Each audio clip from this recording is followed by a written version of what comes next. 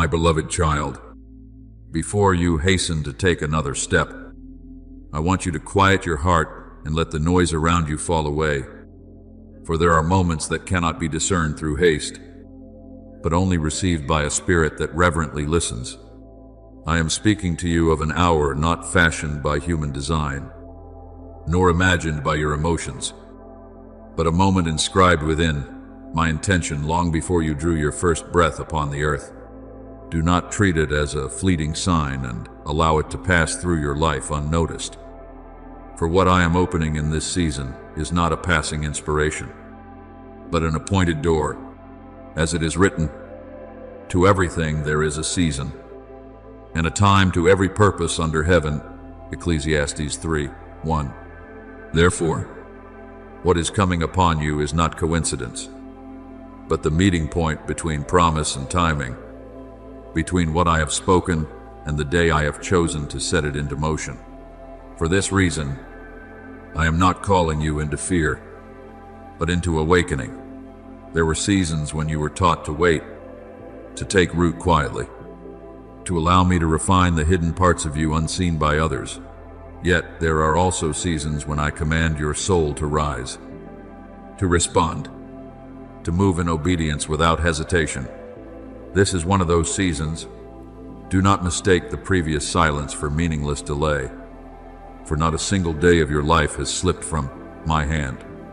The years you thought you were being held back were the very years I was building endurance within you, discernment within you, and the depth required so that when the door opens, you will not enter as one impulsive, but as one prepared, as I have spoken through the prophet. For the vision is yet for an appointed time, though it tarry. Wait for it, because it will surely come. It will not delay. Habakkuk 2:8. This means that when I appoint my hour, no power can push it back, and no weakness in you can undo it, as long as your heart remains bowed before me. Do not think that what I am doing is merely adjusting a few outward details of your life. No, I am touching the foundation itself, altering your rhythm, separating you from old limitations and from the dust of weariness, delay, and self-doubt that once settled upon your vision. There were veils that obscured what I desired you to see, and old patterns of thought that caused you to hesitate before new doors. But now I am tearing away the former things, so that you no longer live confined within yesterday's narrow room. Remember that when Christ completed the work of redemption, it was not only an event upon the earth, but a shift in the spiritual order. Barriers that once divided no longer held the same authority. In the same way, limitations that once ruled over you will lose their dominion when you truly believe what I am now doing. For I am not the one who merely patches your life. I recreate it. And in the midst of this journey, let this word sink into the deepest place within you. Behold, I make all things new. Revelation 21:5. I do not only renew circumstances, I renew your heart, your vision, your response, and even the way you walk with yourself. Do you know why many souls stand before the day of open doors and yet still miss it? It is not because I have forgotten them, but because they have grown so accustomed to delay that when the appointed moment truly arrives, they no longer recognize the call. So today I remind you, do not slumber in the season I am awakening. Do not allow old disappointments to cause you to doubt the hand that is now at work. Do not say that you must see everything before you believe. For the just shall live by faith. Romans 1:17. And faith is not blind recklessness, but the opening of the heart to trust the one who sees what you cannot yet see. When I command you to stand firm, I am not telling you to become rigid, but to keep your heart rightly positioned, not retreating, not panicking, not running ahead of me, and not remaining stuck in stagnation. The holy urgency I place within you is not the frantic rush of the world. It is a sacred propulsion that lets you know this is no longer the time to waver between old and new, between fear and obedience, between the familiar and the call of destiny. Remember the story of the lame man who sat at the beautiful gate of the temple, a man who had lived for years, expecting nothing more than a few coins of mercy. Unaware that the day his life would change was already standing before him. Scripture tells us that Peter and John were going up to the temple at the hour of prayer, the 9th hour. And at that very moment, a man long confined to the margins was drawn out of his former destiny. He believed he needed money to survive another day. Yet what I had appointed to give him was far greater, the restoration of dignity, of movement, of position, and of praise. When Peter declared, "In the name of Jesus Christ, rise up and walk," the man did not merely stand upon his feet. He stepped into a life entirely different from the one he had known. Do you see? The hour of prayer became the hour of transformation. The place of begging became a place of testimony. And what seemed destined to repeat itself day after day was abruptly ended by the visitation of heaven. In the same way, there are areas in your life that have been framed by habits of defeat, by memories of sorrow, by lack or by shame. Yet in the moment I choose. One word from heaven is sufficient to break the old cycle and place you where you never imagined you could stand. Therefore, instead of continually asking whether you are worthy, ask your heart whether you are ready to respond. What I seek is not a flawless person, but a tender heart that trembles at my word and dares to move when I say move. I do not require you to bring self-generated strength to prove yourself. I require surrender. For within surrender flows a power your own effort can never produce. Not by might, nor by power, but by my Spirit, says the Lord of hosts, Zechariah 4:6. So do not fear if you feel small before a great door. It is precisely when you recognize your insufficiency that there is room for my power to fill you. The greatest hindrance is not weakness, but clinging to the old simply because it is familiar. Yet, I am leading you out of what is familiar, not to confuse you, but to bring you into a place broader, higher, and brighter, where you no longer live merely to endure, but to fulfill what I have entrusted to you. So now, do not view this season as a heavy pressure, but as a glorious summons. I am calling you into what is new, not with a heart trembling in anxiety, but with a spirit illuminated by the certainty that the one who promised is faithful. I am raising you from invisible ashes, breathing life into dreams you believed had fallen asleep, gathering the fragments of former years and building from them a testimony of my power. You will not enter tomorrow as the same person if today you allow my word to reach the deepest place within you. Stop calling yourself by the name of failure. Stop defining your life by doors that once closed. Stop living as one governed by the past. I have spoken, and my word does not return void. What I have appointed for you will blossom in its season, and from the deepest place within, I want you to hear this clearly. The hour of renewal has drawn near to you, not for you to stand and observe, but for you to step into. I am doing a new thing, and if you open your heart, you will not only see it, you will live within it. Beloved child, let your heart settle in gentle reverence, for I do not come to stir you with vague sounds, but to place within your soul a certainty that comes from my throne. There were seasons when you walked through fog, days when you thought the promise had been held somewhere far away, stretches of road so long that you believed time itself had turned its back on you. Yet I declare to you that none of those things has the authority to define your future any longer. What once drained you will no longer rule you. What once cast shadows over your sight will not obscure the light I am now kindling. I am the one who holds the appointed times of the seasons, and when my hand touches the clock of your life, no force in heaven, on earth, or beneath the earth can shut what I have determined to open. As it is written, "For I know the thoughts that I think toward you, thoughts of peace and not of evil, to give you a future and a hope." Jeremiah 29:11. Therefore do not interpret this season through the lens of old failures. See it through the eyes of faith. For I am not dragging you wearily into another phase. I am shifting you into a new orbit by my own authority. I want you to understand this deeply. When I appoint the time, you do not need to strain yourself to force the door open. For I am the one who has already gone before you and laid my hand upon the latch. Many grow weary throughout their lives because they assume every door must be opened by their own strength. But I have not called you into fruitless striving. I have called you into timely response. There is a vast difference between a restless soul and an obedient one. Restlessness drives you to run ahead of me until you collapse along the way. But obedience enables you to walk in my rhythm and witness the path opening precisely when it is needed.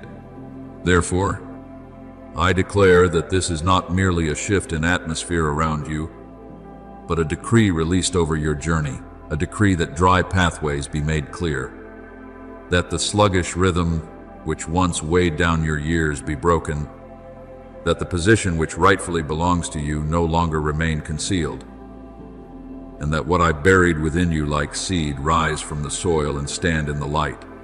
As it is written, I will go before you and make the crooked places straight. I will break in pieces the gates of bronze and cut the bars of iron. Isaiah 45:2. Do you see? I am not merely telling you to believe there will be a way. I am the one who creates the way. Therefore, you must no longer speak of your life as though you are still confined to an old chapter. I am closing seasons that lingered too long, periods when you did nothing but wait, question, and endure silence without answers. Not every delay was meaningless. For many times I used postponement to purify impatience, silence to deepen the roots of your faith, and unopened doors to teach you how to live without dependence on sight. Yet the hour comes when I will no longer leave you standing outside, because the preparation is sufficient, the foundation is complete, and your soul has learned what it needed to learn. From this moment forward, what once caused you to doubt will lose its voice. What once chained your thoughts to fear will dissolve like mist before the sun, and the limits you believed were destiny will reveal themselves as fragile walls before my breath. For with God nothing will be impossible. Luke 1:37. Do not measure my work by the scale of past experience, for I do not repeat your life in yesterday's circles. I am breaking that cycle to lead you into a straight line of purpose. Listen carefully, my beloved. When commands are issued from heaven, everything around them begins to align. When I say, it is time to open the way, what was stuck will begin to flow. When I declare acceleration, what once moved hesitantly will be drawn into a new cadence. When I call you into position, you need not compete to be seen, for my own light will establish you where you belong. When I touch what has been hidden, the truth I planted within you will no longer remain dormant. The gifts you have carried without soil in which to bloom will find their appointed season, and the encounters ordained for you will not arrive as accidents, but as sacred arrangements. Heaven does not operate in chaos. All that I do moves in order. When I commission my messengers to move concerning your life, it is not to create spectacle, but to serve the purpose I wrote for you from the beginning. As the psalm declares, He shall give His angels charge over you, to keep you in all your ways. Psalm 91:11. Therefore, do not fear the changes that are coming, for they are not sent to cast you into confusion, but to set you firmly within the current I have ordained. I also want you to remember a story that few pause to consider, yet it holds a key for this very season. After the fire fell from heaven upon Mount Carmel, when falsehood was exposed and the people saw who the true God was, Scripture records that the hand of the Lord came upon Elijah, and he girded up his loins and ran ahead of Ahab to the entrance of Jezreel. 1 Kings 18:46. Reflect on that. A man did not run by ordinary strength, but because my hand rested upon him, he outran the king's chariot. This was not merely a miracle of the body, it was a sign of acceleration that comes from heaven. When my hand is upon you, you can go farther than your own strength would allow, reaching places you once believed you could never attain in time. Not so that you may boast of being faster than others, but so that you may know that when I appoint a time for you, I also grant the capacity suited to that time. You will not be left behind simply because former years moved slowly. If my hand rests upon you, I can turn what seemed like wasted years into the launching ground for a greater stride. I can cause a soul once covered in weariness to walk in clarity, confidence, and influence beyond anything it previously dared to imagine. Therefore, do not try to push yourself into the future through anxiety. Do not turn my calling into a burden upon your shoulders. I am not asking you to break down doors by your own force. I am asking you to remain close enough to me to recognize the moment I open them. When I shift the dimension of time in which you are living, you will sense an inner change of rhythm before outward circumstances fully align. What once dragged will begin to move. What once operated within narrow limits will expand. Your reach will no longer be confined to familiar circles, for I am widening the radius of your influence farther, deeper, broader, not to exalt you, but so that my purpose may extend into places it has not yet touched. Enlarge the place of your tent. Do not hold back. Isaiah 54:2. This is how I speak to your soul. Do not shrink yourself to the size of your past. Do not rebuild the walls I am dismantling. Do not measure tomorrow's field by yesterday's fear. So, my beloved, step into this hour with the solemn awareness of one standing before a decree, not a passing emotion. I am bringing you to a turning point in a portion of your life long unopened. And from that point, many things will shift. What was hidden will be revealed. What lay dormant will awaken. What belonged to you but had not yet arrived in its proper time will begin to find its way to you in my order. Guard your heart from bitterness, for bitterness clouds vision when doors open. Guard your mind from chaos, for chaos causes you to miss heaven's signal. Stand in peace, for peace is fertile ground where my commands take root. As the Lord has spoken, behold, I will do a new thing. Now it shall spring forth. Shall you not know it? Isaiah 43:19. I am doing that very thing in your life, not in some distant, undefined future, but in the season I have appointed. Your part is not to prove yourself worthy, but to believe, receive, and step rightly. My part is to open, to lead, to uphold, and to complete. Therefore lift up your head, my beloved child, for the season of restraint is closing, and the season opened by my hand is beginning to speak over your life. My beloved child, let your soul grow still before me, and receive this as a seed of light planted in the deepest place within you. I am not merely altering the circumstances around you, I am positioning you where you belong within the greater design of heaven. Yet you must understand clearly, the place I appoint for you is not a seat of comfort, nor a stage upon which pride is stroked by the applause of men.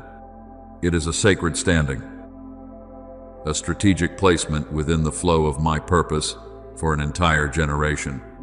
Some believe that when I elevate them, it means being displayed in the light for all to see. But often the most precious gift I give is not exposure, but placement. I do not raise you to become the center.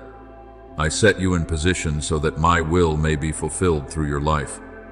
As it is written, for we are his workmanship, created in Christ Jesus for good works, which God prepared beforehand that we should walk in them. Ephesians 2:10. Therefore do not look at your new role through the lens of the flesh, as though it were merely a change in function or circumstance. See it as a divine commissioning, where each step you take begins to carry weight beyond your personal story. I want you to know that what I initiate within you at the appointed hour will not end at the boundary of personal emotion or immediate benefit. There are commissions that, once opened, will touch people you have never met, territories you have never walked, and generations you will never physically see. In my sight, your life is not a fragment that drifts by and disappears. It is a link within a long chain of purpose. There are words I speak over one person whose echo resounds for years, like a small seed sown that later produces a harvest, feeding many who come after. For this reason, what I am doing is not small. I am not merely turning you to a new page. I am inscribing a chapter whose influence stretches farther than you presently comprehend. As I declared to Abraham, in you all the families of the earth shall be blessed. Genesis 12:3. A life that truly walks in obedience never touches only itself. When you stand in the position I have appointed, blessing does not stop with you. It flows outward and becomes a pathway through which others find light. So do not be alarmed when you sense something shifting within you, as though the old rhythm of life no longer fits your soul. This is not a sign of chaos. It is a change of current. When a river alters its course by the hand of its creator, old banks tremble, familiar ground cracks, and former pathways no longer appear the same. Yet this does not mean everything is collapsing. Often what you call instability is evidence that I am drawing you out of a place too narrow for your new assignment. Do not fear the acceleration that is coming, for it is not the pressure of the world demanding that you run to keep up. It is the wind of my spirit lifting your steps so that you move at the pace of the new season. The wind blows where it wishes, so is everyone who is born of the Spirit. John 3:8. You do not need to fully explain the wind before following its direction. You only need to know that if it comes from me, it will not tear you apart. It will carry you into the course I have ordained for you. I also tell you not to tremble before the new role, as though it were a heavy stone laid upon your shoulders. What I entrust to you is never a burden meant to crush an obedient soul. It is the true shape of the calling I placed within you from the beginning. For many years, you sensed that you were called, yet you did not fully understand what you were called to. There were quiet longings, holy stirrings, moments when your heart knew it could no longer remain confined within its former narrow frame, though you could not name what you felt. Today I tell you, that was the echo of the position I prepared for you. You are not becoming someone foreign to yourself. You are drawing nearer to the person I intended you to be. Before I formed you in the womb, I knew you. Before you were born, I set you apart. Jeremiah 1:5. Therefore, this new place is not unfamiliar in my sight. It is only new to your understanding. Remember Nehemiah, who did not stand in shining armor upon a battlefield, nor sit upon a throne for all to behold, but served quietly as cupbearer to a king in a foreign palace. His position seemed small, hidden behind the doors of power rather than displayed at its center. Yet it was there that I stationed him as a strategic point for the appointed hour of his people. When the time came, the sorrow over the ruined city ignited within him, and from a discreet servant I shaped him into a rebuilder of walls, a restorer of dignity, a leader who awakened the spirit of a nation. Had Nehemiah measured his life only by outward appearance, he might have believed it would circle endlessly within routine duties. But when he looked through the light I gave him, he understood that the palace was preparation for a far greater door. So it is with you.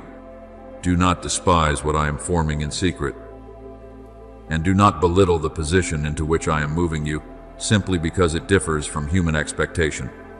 Many times, heaven's strategy is planted where men scarcely notice, and from that hidden ground the future of a generation begins to turn.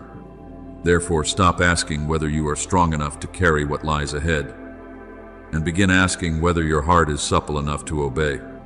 In my design, readiness is more precious than display, and surrender opens more paths than fleshly confidence ever could. I do not require that you enter your new role with flawless appearance. I require that you step into it knowing your sufficiency flows from me. Those who wait upon the Lord shall renew their strength. They shall mount up with wings like eagles. Isaiah 40:31. When I command you to rise, I also empower your legs.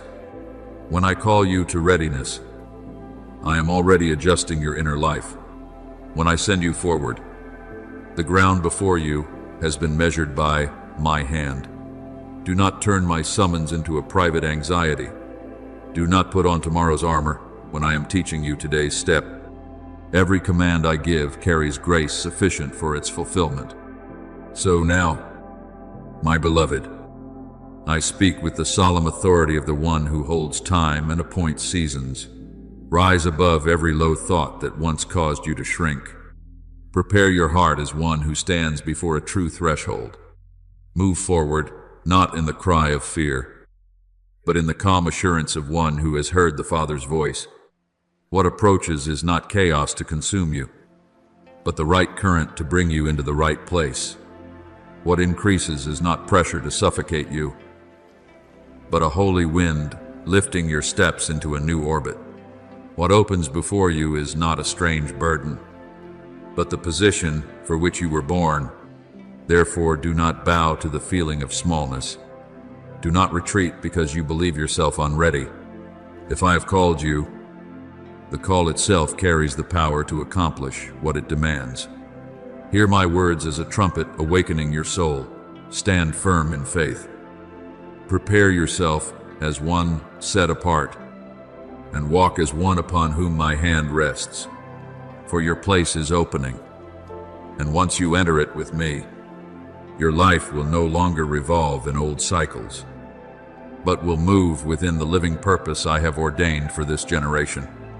My beloved child, I do not come to you now as a trumpet resounding in the public square, but as a warm hand resting upon the weary brow you have carried for so long. I am still the one who speaks, and all creation responds. Still the one who holds time and appoints the seasons of your life. Yet in this moment, I draw near with a gentleness that heals. I desire not only to awaken your spirit, but to soothe it, not only to commission you, but to restore you. I know there are places within you that have waited so long that even hope learned to whisper instead of sing. There are chambers of your heart that have endured such extended silence that they scarcely dare to expect real change. But you must know this: I have never overlooked a single sigh you have breathed, never disregarded a dry season you have walked through, never dismissed the quiet fractures left by delay. As it is written, He heals the brokenhearted and binds up their wounds. Psalm 147:3. Therefore, when I call you into a new hour, I do not drag you forward like one urging an exhausted traveler. I touch you like cool water flowing over cracked ground, so that before blossoms appear, your soul may drink deeply of my tenderness. I have not trained you to become hardened like stone, nor refined you to strip away the softness that reflects heaven's beauty within you. What I am shaping is depth, stillness, radiance, and breadth inside your being. There are vessels that cannot receive new wine if they have become rigid with bitterness, sealed shut by hurt, or warped by prolonged waiting. I care not only about what I will place in your hands, but about the condition of your heart when you receive it. There have been days when I did not hurry to open a door because I was still widening the interior space of your spirit. There were seasons when I withheld what you asked, not in neglect, but in preparation, so that when it arrived, you could carry it without losing peace. Walk in it without shattering under pressure. Hold it with humility and maturity. Remember this word: a bruised reed he will not break, and a smoldering wick He will not snuff out, Isaiah 42:3. That is how I deal with you. I do not approach your fragile places to condemn them, I come to lift them. I do not touch your wounds to deepen the pain, I breathe new life into them, so that where there were cracks, light will begin to shine through. So do not fear the subtle movement you sense within. Not every change from heaven begins with thunder. Sometimes it comes like the first breeze of a new season brushing across a dry field, quiet, yet enough for the earth to know the old season is ending. Sometimes it arrives like the soft light of late afternoon pouring through a window, not harsh, yet sufficient to redraw the shape of the room. Sometimes it is like water threading through stone, so gentle one might call it small, yet persistent enough to carve a passage where none seemed possible. Understand this: my power is not revealed only in dramatic upheaval. It is also revealed in gentleness that can redirect a soul. When Elijah stood upon Horeb, the great wind that tore the mountains was not where I manifested myself. The earthquake was not my chosen sign. The fire was not my final declaration. After them came a still small voice, 1 Kings 19:12. And there I made myself known. That story is not merely for remembrance. It is a key for this hour. After the storms you have carried within, I do not need to arrive with another shaking. I may come with a voice quiet enough not to crush you, yet authoritative enough to rebuild your entire life from the inside out. I know there have been times when you wondered why you still feel weary, even though you believe. Why you still ache, even though you pray. Why your heart sometimes feels dry, even while you strive to remain faithful. Do not be ashamed of that. A tired soul is not a failed soul. Often those who have walked with me the longest are the very ones I hold most gently, because they have carried much in silence. I have seen the moments when words would not come. I have seen the afternoons when your spirit sank low like fading light along an empty porch. I have seen the nights when you still turned toward me, yet inside you scarcely had strength left to burn. And I declare that I do not rebuke you for being weary. I only invite you to release the strain of self-effort and relearn the rest found in me.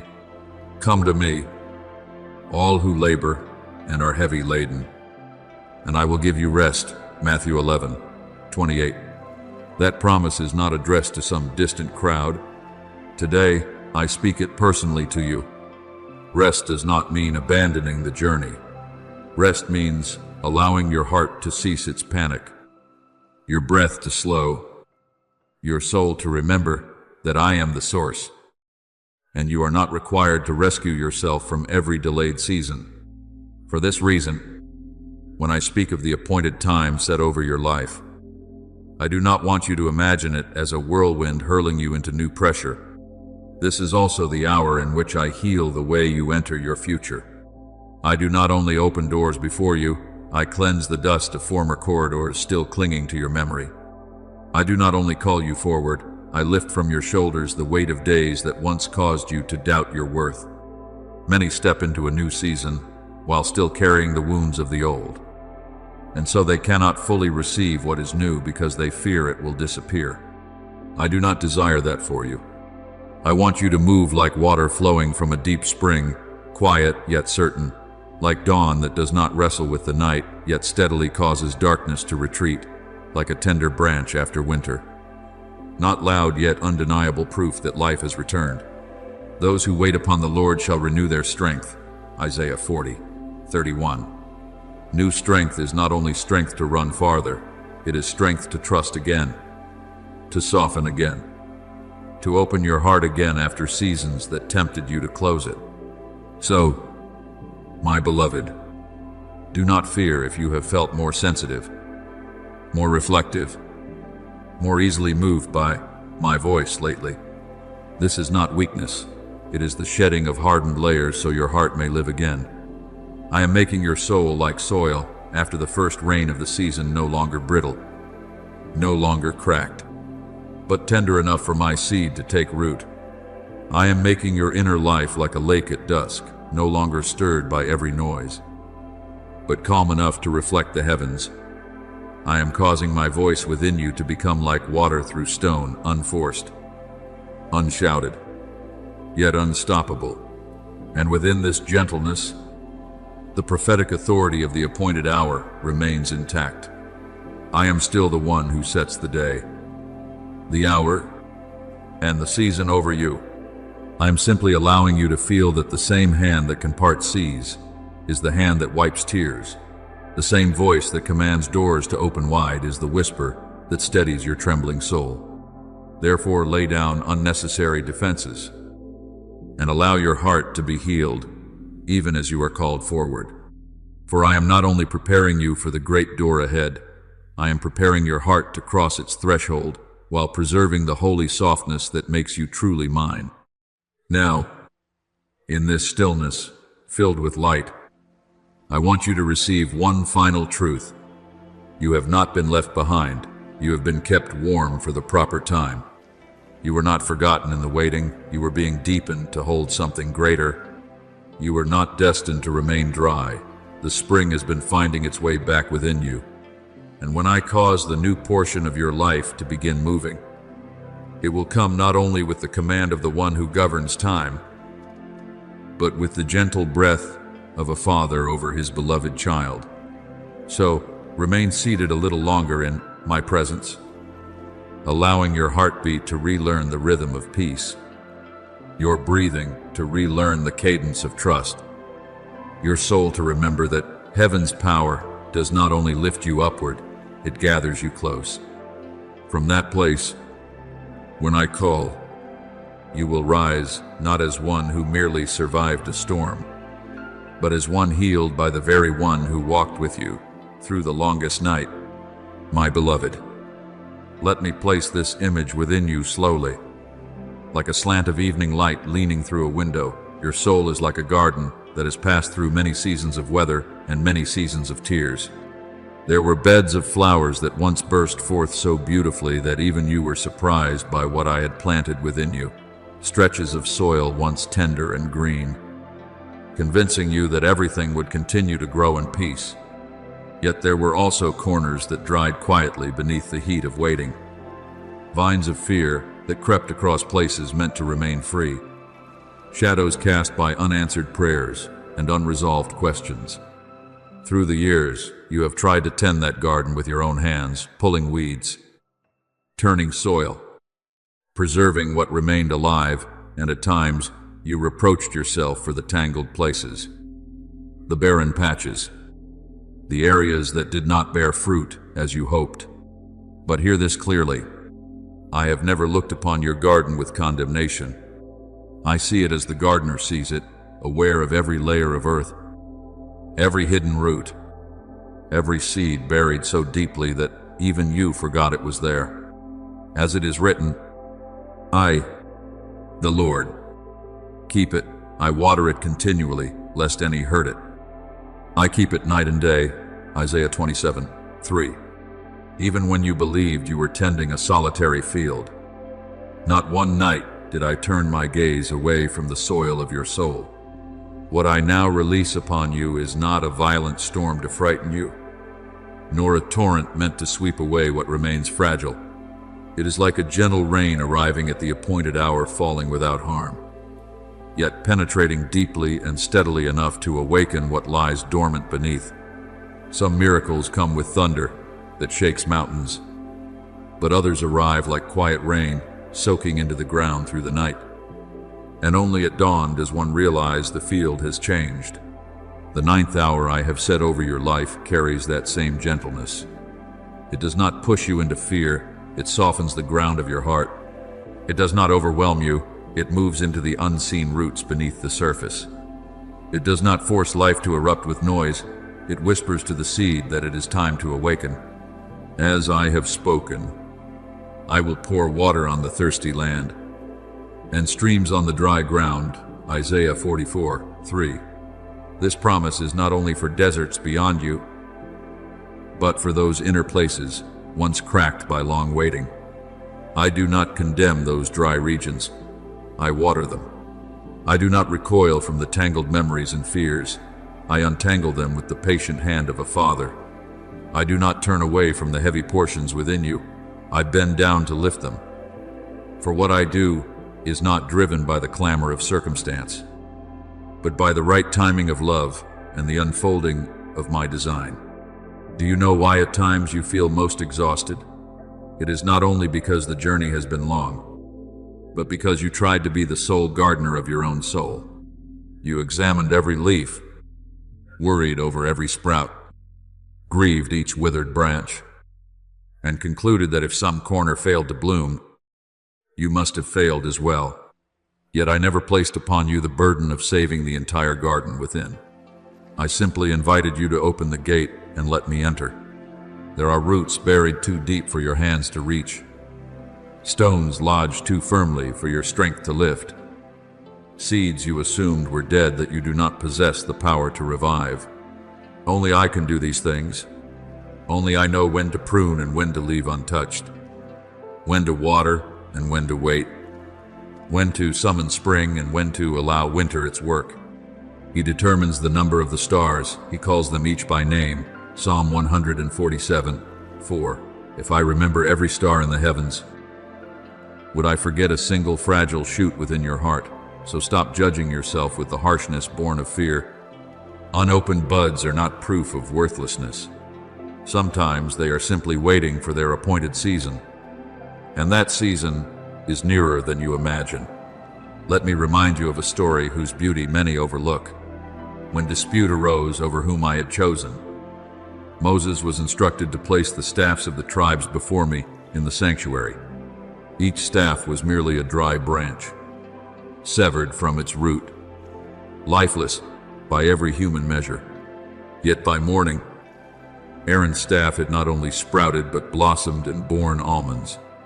What seemed impossible occurred in the silence of the night, not by human hands, but by the power of the one who chooses and gives life. Do you see?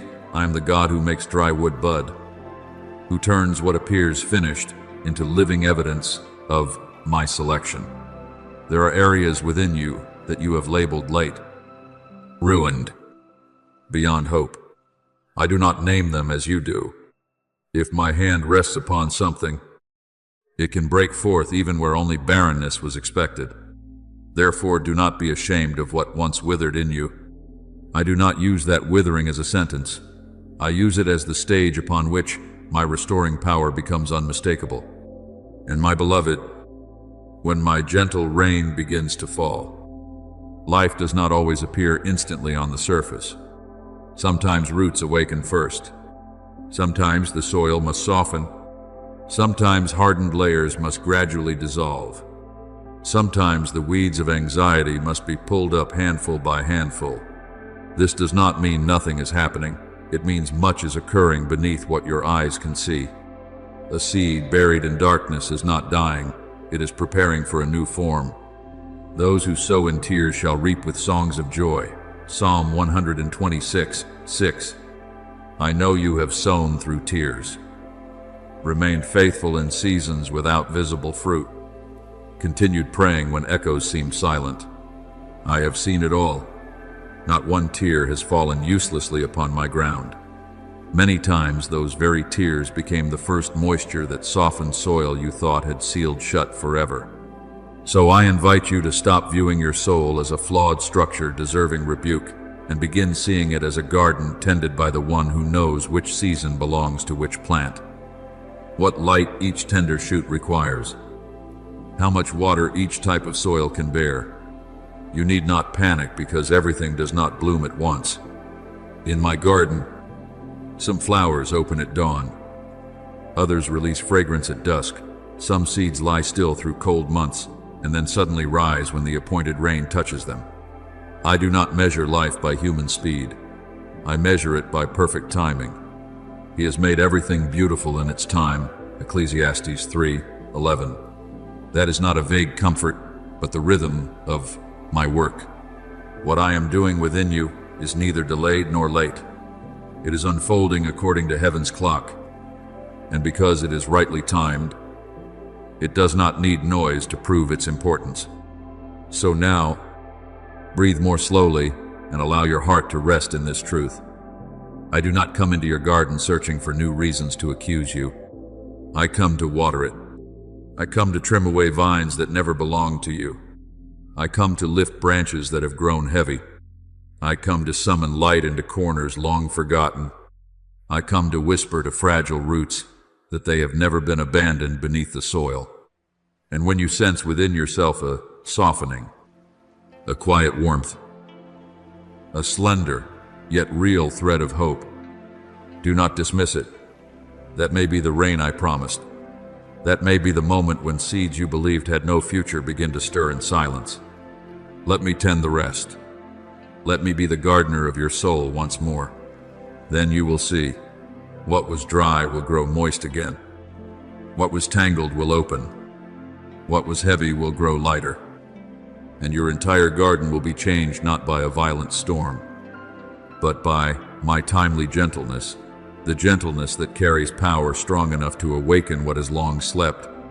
My beloved, I want you now to look back over the path you have walked, not through the weary eyes shaped by unanswered days, but through the light of truth, gradually covering every former season. There were years when you stood and saw no movement beneath your feet, prayed and heard no door swing open, held integrity while everything around you seemed slower than you desired. Many times you carried unspoken questions. Does heaven truly see me? Is this quiet perseverance remembered? Will the tears hidden behind my smile ever be touched? And I speak to you with the tenderness of a father who knows every tremor within your heart. Not one day have my eyes departed from you. As it is written, the eyes of the Lord are upon the righteous, and his ears are open to their cry. Psalm 34:15. You were never lost in the crowd of the world, never swallowed by the shifting tides of time, never set aside at the edge of my purpose.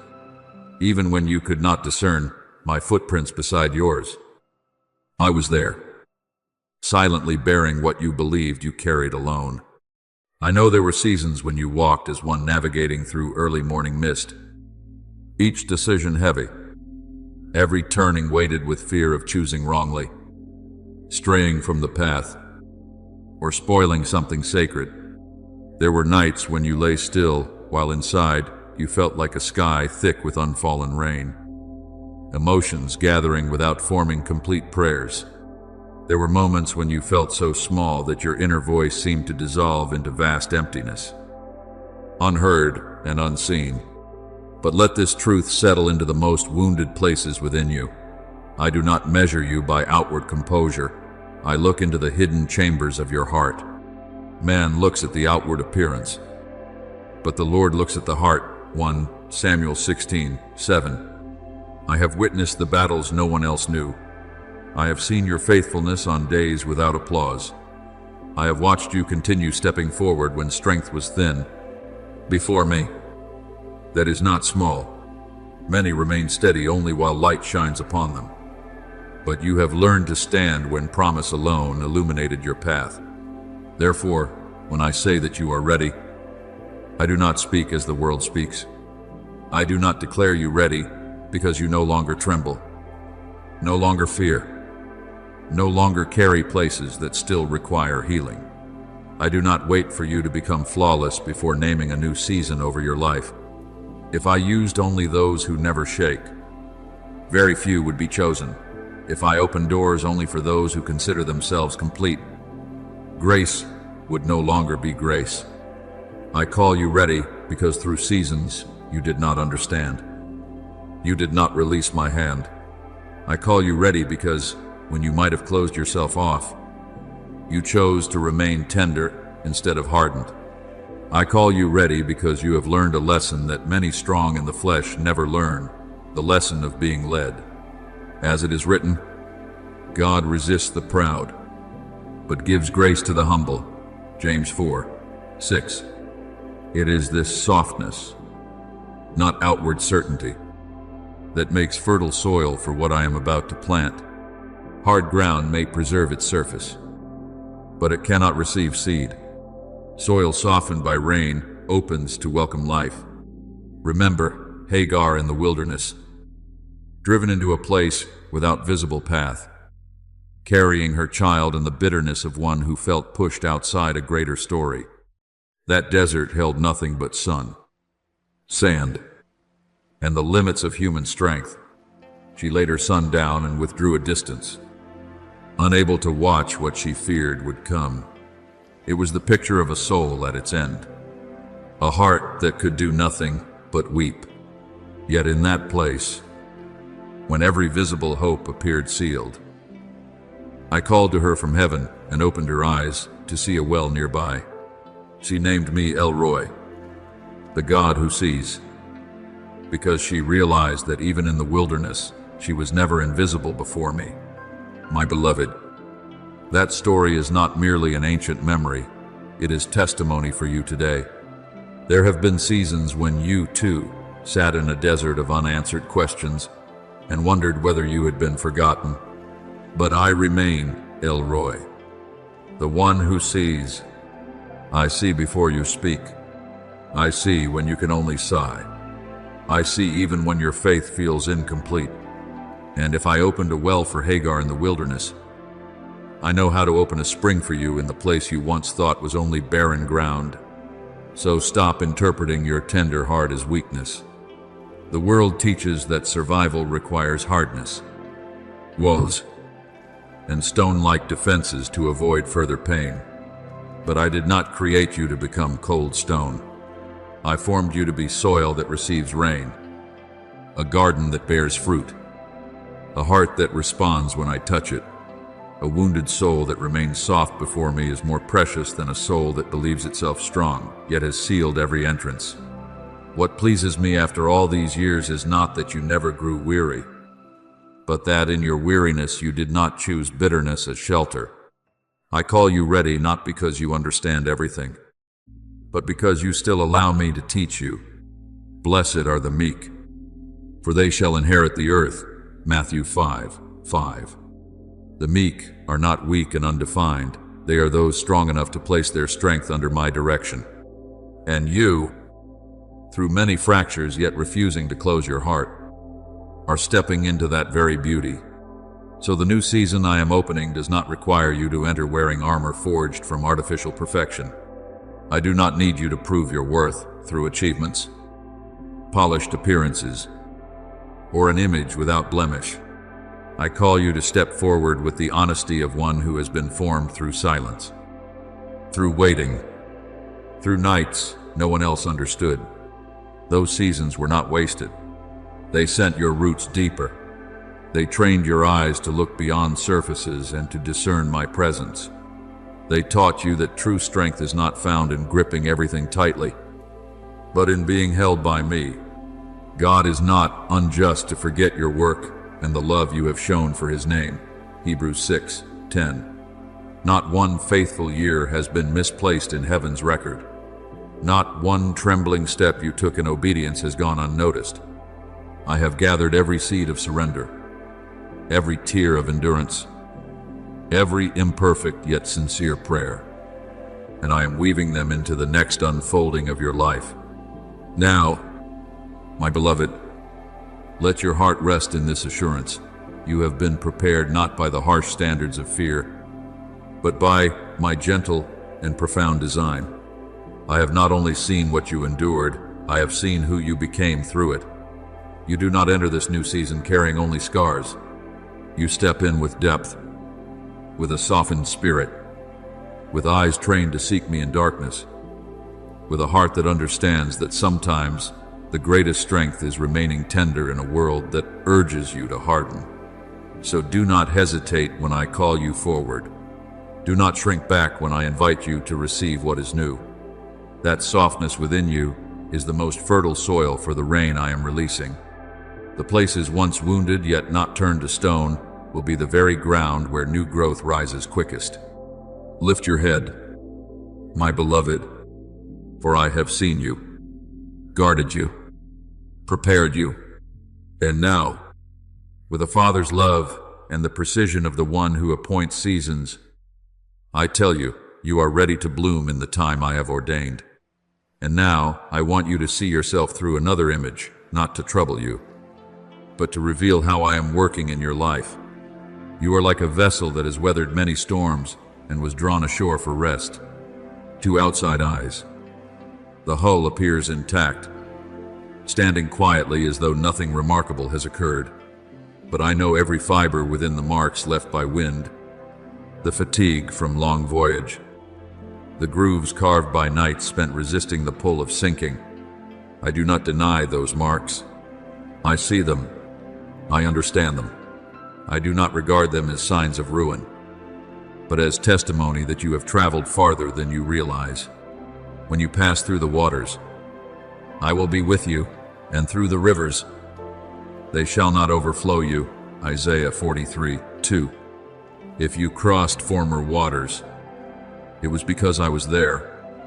Even in moments when my presence felt distant to you, I do not come to you with a whistle of urgency, driving you back into the sea at once. I am not one who tests you by casting you again into storms, while the wood of your vessel is still drying from the last waves. My call is first an announcement that the waters have risen, not waters of frenzy, but waters of appointed time, not waves of panic, but the current of the right season. You are not required to drag the heavy hull of your life across hardened sand by strained willpower. You do not need to prove you are strong enough to sail again. When I decree that the waters rise, the waters themselves will lift you. When I move the tide, the current will slip beneath your keel, gently separating you from the ground that once held you in place. As it is written, the river of God is full of water. Psalm 65:9. That river does not only nourish fields, it also lifts what has rested too long on shore. I do not force you from the sand by pressure. I soften the sand with water. I do not pull you with ropes. I raise you with the tide. And when you feel the first movement beneath you, do not fear. It is not the trembling of danger, it is the lifting of right timing. My beloved, what I require from you in that moment is not muscular strength, but the softening of trust. The vessel need only yield to the water, not resist, not clutch the shore out of fear of leaving what is familiar. Often what keeps you stranded is not the sand beneath, but the reluctance to depart from shallow safety. I declare that the old shallow waters are no longer your portion. You have remained there long enough. You have learned what was necessary. You have rested until the inner beams were strengthened by my presence. Now, as the waters rise, I do not call you to run, I call you to believe. Be still and know that I am God. Psalm 46:10.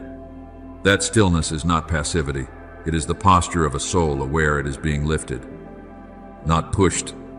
When the water touches the base of your vessel, you will sense an elevation not generated by your own effort. That is how I move you into new positioning, not by coercion, but by support, not by shouting, but by the quiet motion of authority. Understand this clearly. The acceleration I bring does not resemble the kind that causes hearts to race in alarm. The world's acceleration demands that you outrun your strength, juggle endlessly, prove your worth, prevent everything from collapsing. My acceleration is like dawn spreading across a field.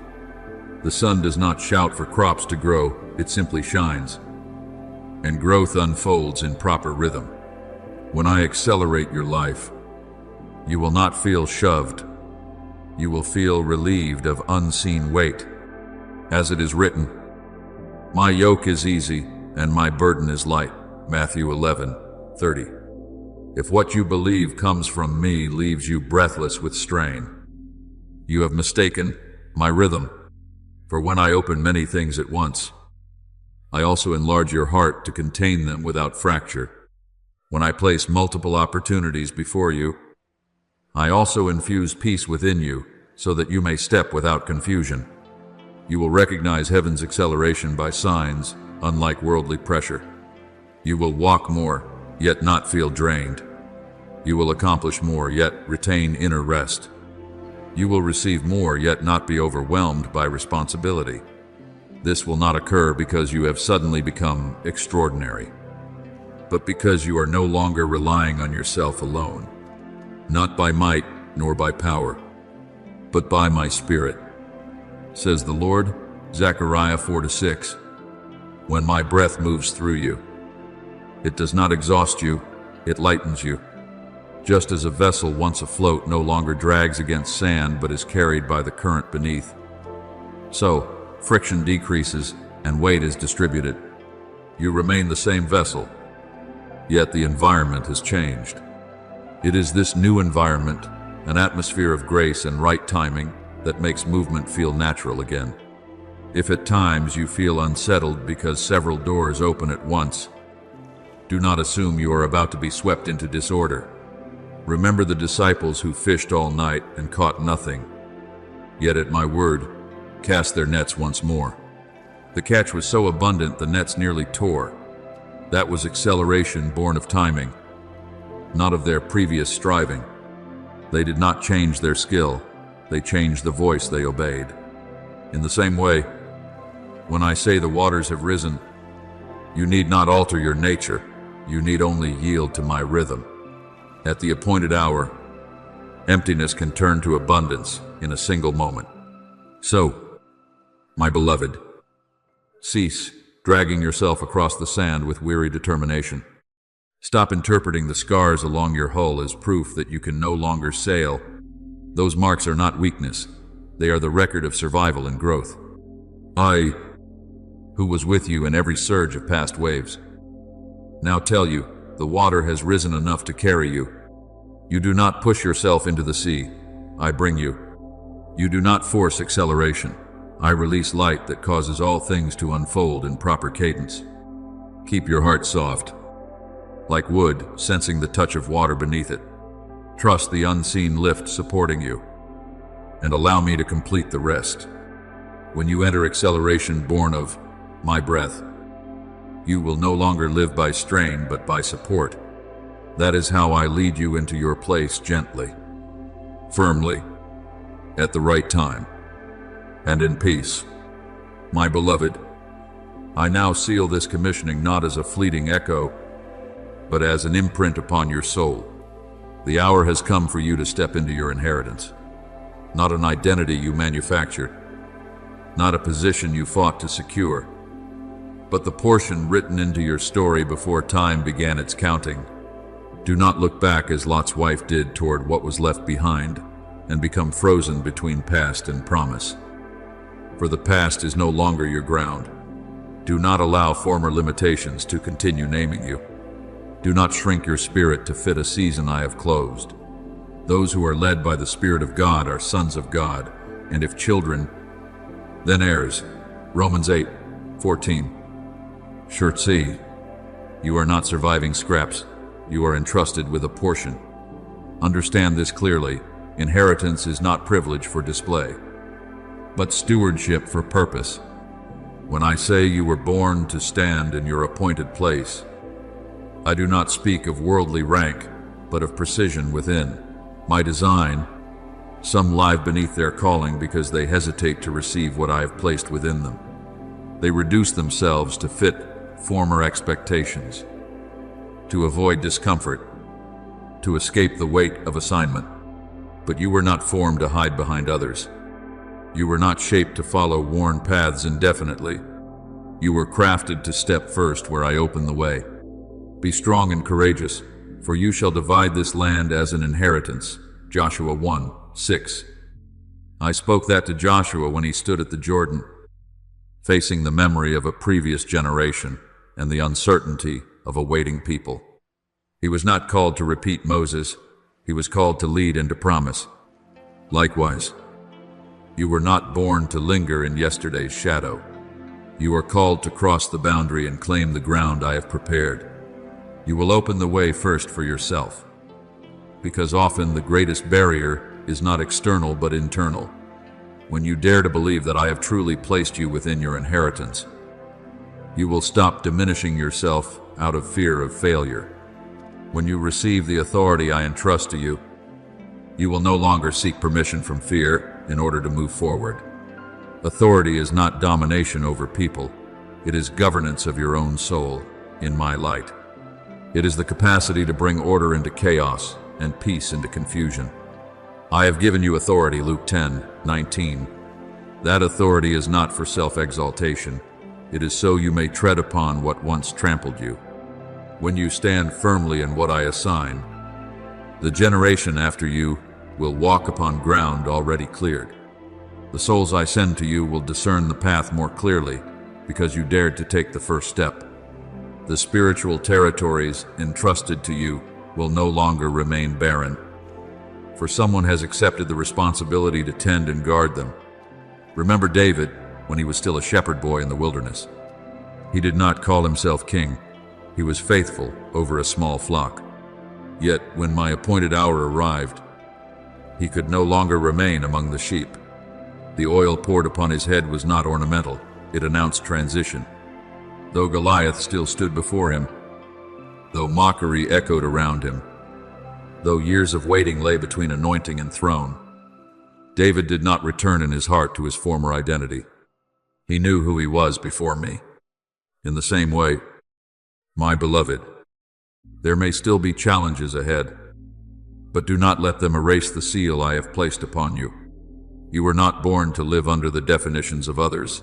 You were born to stand within my affirmation. Therefore I speak decisively, without hesitation or half measure, my child. Rise. Rise from the whispers of inadequacy that once visited you at night. Rise from memories of moments when you believed you were not enough. Rise from comparisons that made you smaller than you are. Step into your inheritance, not as one who seizes, but as one who receives what has been promised. Operate in authority, meaning live with the awareness that each decision you make carries the weight of purpose, that every step you take may open a path for another. Live as one called by heaven, not as one driven by circumstance. Become a forerunner, not to secure remembrance, but because you are faithful to what I have entrusted. Do not look back. Do not doubt. Do not shrink yourself. Before you lies the land of promise. Behind you rests a completed season. I stand before you to open the way, behind you to guard, and within you to strengthen. Now, as you hear my voice within your soul, respond with movement, not words alone. Inheritance is not lived in theory, but in steps taken. I have spoken, and my word over you will not return empty. Thank you for listening to this message. Know this, you are not merely an audience, you are chosen to live daily in the presence of the Word of God. Do not forget to subscribe and turn on the notification bell so you will not miss any spiritual message. Amen. My beloved child, listen to me with the deepest part of your soul, for there are truths that are not perceived by the eyes nor explained by the intellect, but are engraved within the depths of the Spirit. I want you to understand that the great turning point in your life does not arrive when the ground trembles or the sky flashes with light, but when the invisible wind shifts according to my will. There are moments that carry no sound, no trumpet blast, no radiant sign, yet they quietly open a new era.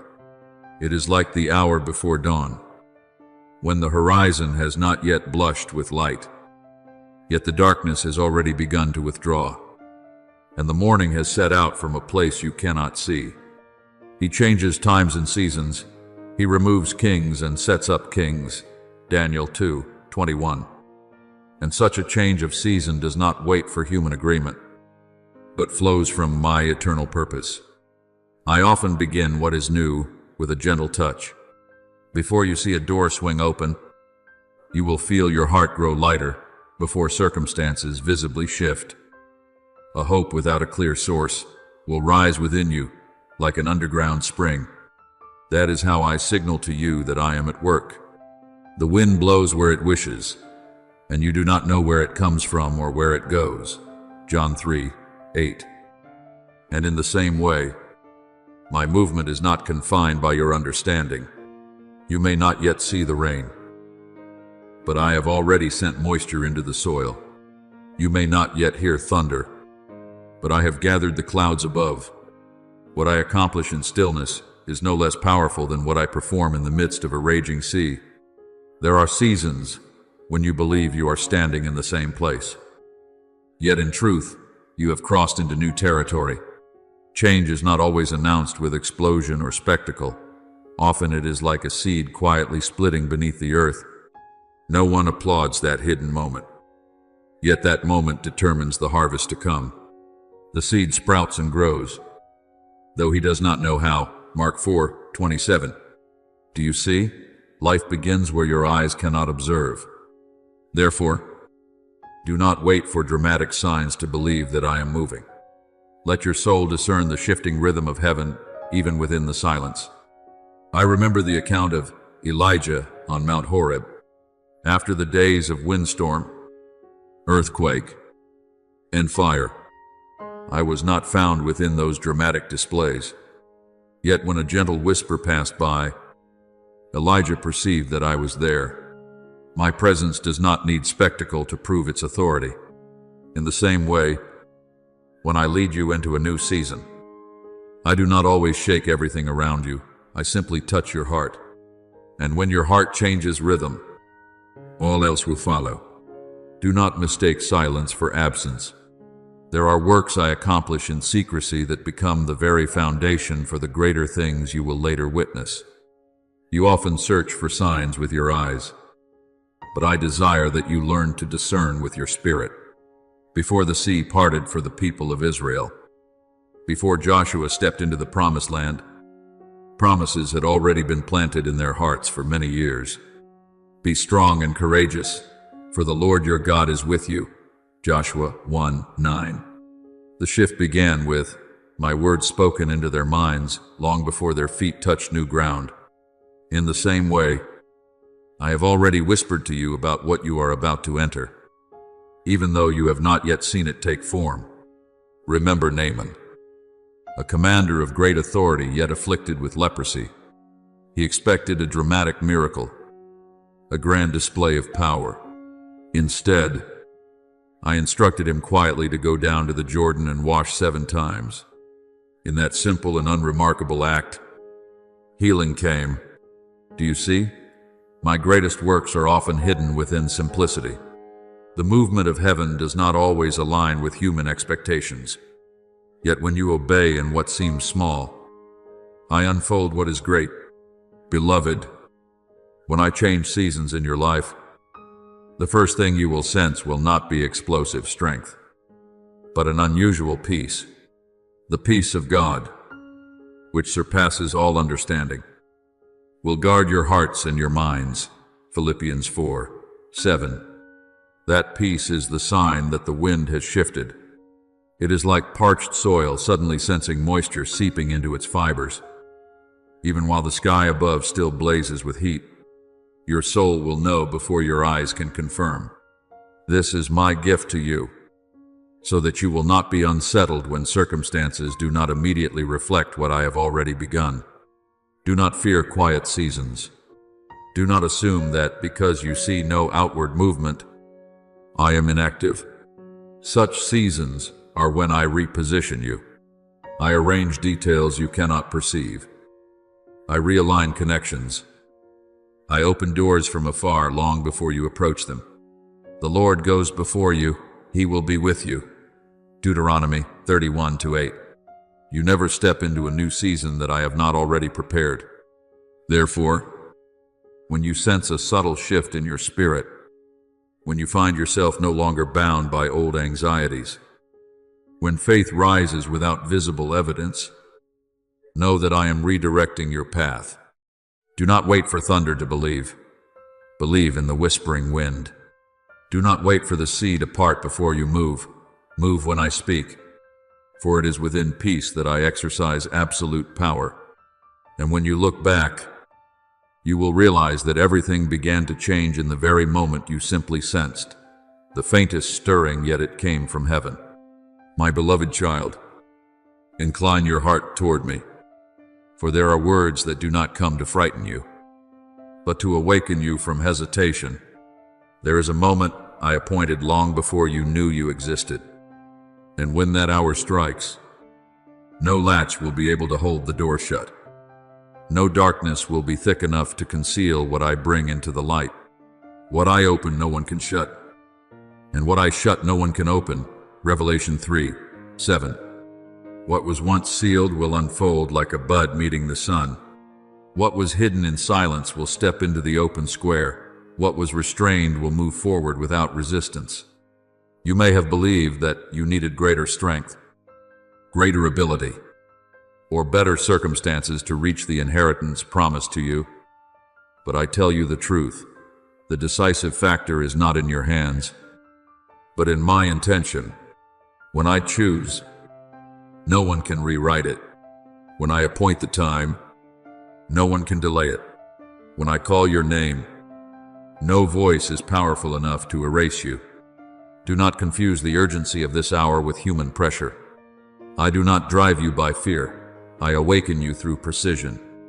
Like a watchman on the city wall who sees the first light touch the mountain peak and knows the night is over while the city still sleeps.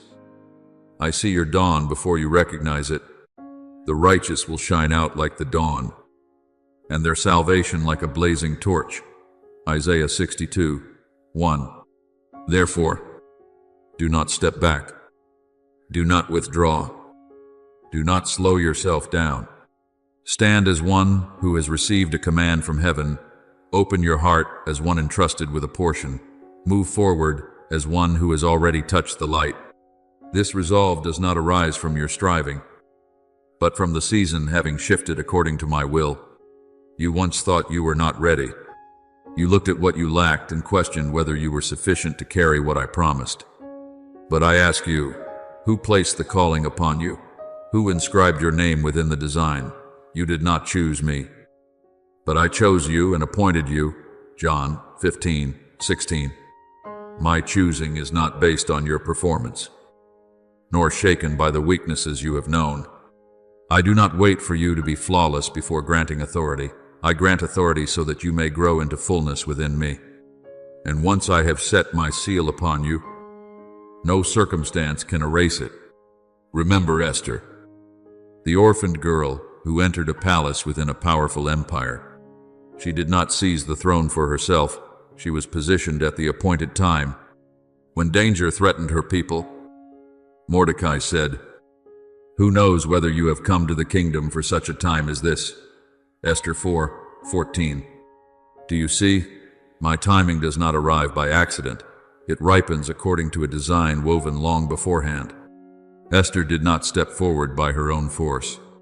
She moved within an arrangement already prepared. In the same way, you do not enter this hour because you forced a door open, but because I turned the key long ago. When I determine the moment, the setting shifts, and the one who once seemed small becomes an instrument for something greater than they imagined. I tell you this, on the day I have appointed, the heavens do not remain still. What is unseen begins to move. The angel of the Lord encamps around those who fear him and delivers them. Psalm 34:7. You are not alone as you step across a new threshold. The forces I commission operate with greater clarity and directness, guiding you to the right place, the right people, the right position. This is not a distant promise or a vague possibility. It is the present moment arriving. When I declare that the hour has come, currents shift, winds change direction, and you yourself are repositioned. Yet I also remind you, do not walk as one who hesitates. Do not cling to what I have told you to release. Do not doubt what I have already confirmed. Delay is no longer your portion, for the season of delay has closed. What once blocked your path will dissolve like mist before the rising sun. The Lord will fight for you. You need only to be still. Exodus 14:14. You are not required to move mountains by your own strength. You are only called to stand where I have placed you. When the Israelites stood before the Red Sea, they had no bridge, no vessel, no escape plan.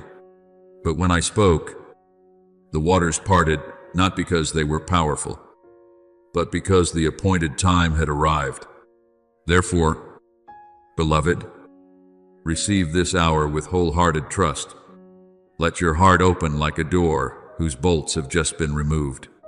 Let your steps be firm like one who knows they are being led. I am not saying perhaps, nor someday. I am saying now, when I call your name in the appointed hour, no one can conceal you. No one can slow you. No one can obstruct what I have decreed. The decisive factor does not lie in your effort, but in my intention. And when you look back, you will understand that all your waiting was preparation for this precision. The days that seemed delayed were the days I was arranging every detail. The moments you thought you were restrained were times I was protecting you from stepping out of rhythm. Now that I declare the time ripe, you no longer need to chase the future. You simply need to step into it. For when I determine the hour, the heavens shift. When I open the door, the path becomes clear. When I call, you are established. And in that transformation, you do not merely enter a new season, you become a new person within me. My beloved, when you look back upon the paths that felt covered in thorns, you will see something astonishing. The very place where you thought you were about to break was where I was quietly laying your strongest foundation. The growth of your soul was not born in days of warmth and ease, but in long nights when you held yourself upright by a thread of faith. I never took my eyes off you in those hours. When you sat in silence at your desk, burdened by unanswered questions. When you opened your eyes each morning with a heaviness pressing upon your heart, I was there. I will never leave you nor forsake you. Hebrews 13:5. Not a single sigh escaped you without my hearing it. Not a single tear fell without my counting it. You believed you were alone. Yet I was building within you a structure the world could not see. I know there were nights when you clung to only the faintest glimmer of hope, a fragile thread of faith keeping you from surrender. And within that very smallness, I was accomplishing something vast. My power is made perfect in weakness, 2 Corinthians 12:9. You believed you were growing weaker, yet in truth, you were being strengthened. Each time you chose what was right while your heart was weary. Each time you continued forward, though, your legs trembled. I added another beam to the inner framework of your spirit. That structure was not formed in applause, but in the quiet endurance of faithfulness. When the new season unfolds, you will not collapse under its weight, because the sinews I formed within you were tempered in the fire of testing. There were seasons when you felt buried, like a seed hidden beneath heavy soil, without light, unseen and unrecognized. You wondered whether I had forgotten you amid the countless movements of life. But I tell you now, you were not hidden to be neglected. You were hidden to be preserved. Unless a grain of wheat falls into the ground and dies, it remains alone. But if it dies, it produces much fruit. John 12:24.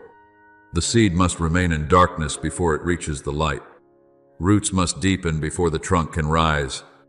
You did not perceive that preparation. Yet I saw every root in your soul anchoring more firmly each time you wept, spreading wider each time you forgave, and growing stronger each time you refused to quit. Remember Joseph, from radiant dreams to a dark pit, from a robe of many colors to chains in prison. He could have believed his life was buried.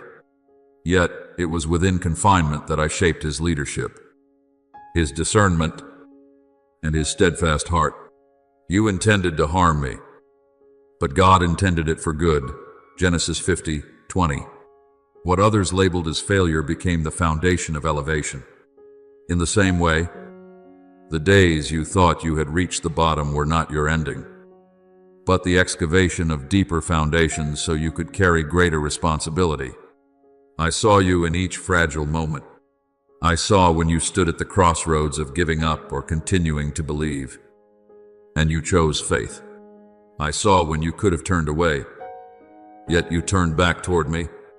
I saw when you no longer had strength for long prayers and could only whisper, "Hold me." And I did. Those who trust in the Lord are like Mount Zion, which cannot be shaken. Psalm 125, 1. You did not feel like a mountain, yet your steadfastness was growing day by day, quietly formed through every trial. There were times when you felt left behind, as though others were stepping into the light while you remained in shadow. But that shadow was not punishment. It was a greenhouse where I cultivated deep roots. A tree that grows tall without strong roots will fall when the winds rise. I kept you hidden so your roots could drive deep into the soil of faith. And when the strong winds of a new season begin to blow, you will not be uprooted. For your foundation was established in the days no one saw. Do not be ashamed of your tears. Do not diminish the hours when you believed yourself to be weak. It is precisely through those moments that I form true strength within you.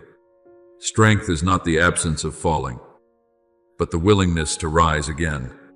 Strength is not the absence of fear, but the courage to continue walking despite it. Each time you chose to stand when you could have remained down, I etched endurance deeper into your soul, an endurance no storm can undo. Therefore, when the new season unfolds, you will not enter it as one untested. You will step forward as one refined. You will stand as one who has endured long nights and knows that dawn is real. Within you is the firm framework I quietly constructed, a structure not easily fractured, not easily shaken. And when others see you steady under pressure, they will not realize that such strength was forged in the nights you felt most fragile. Beloved, do not interpret your past days as failures. See them instead as the training ground of your spirit. Every trial was a discipline. Every tear allowed another root to press deeper. I did not abandon you, I was preparing you. When you grasp this truth, you will no longer fear dark seasons, for you will understand that in the darkness I accomplish my most profound work in you. My beloved child, there are burdens you carried in silence that no one on earth ever knew, yet not one of them escaped my sight.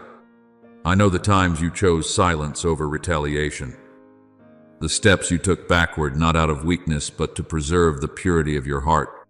I saw the righteous decisions that drew no applause, the hidden sacrifices that went unrecognized.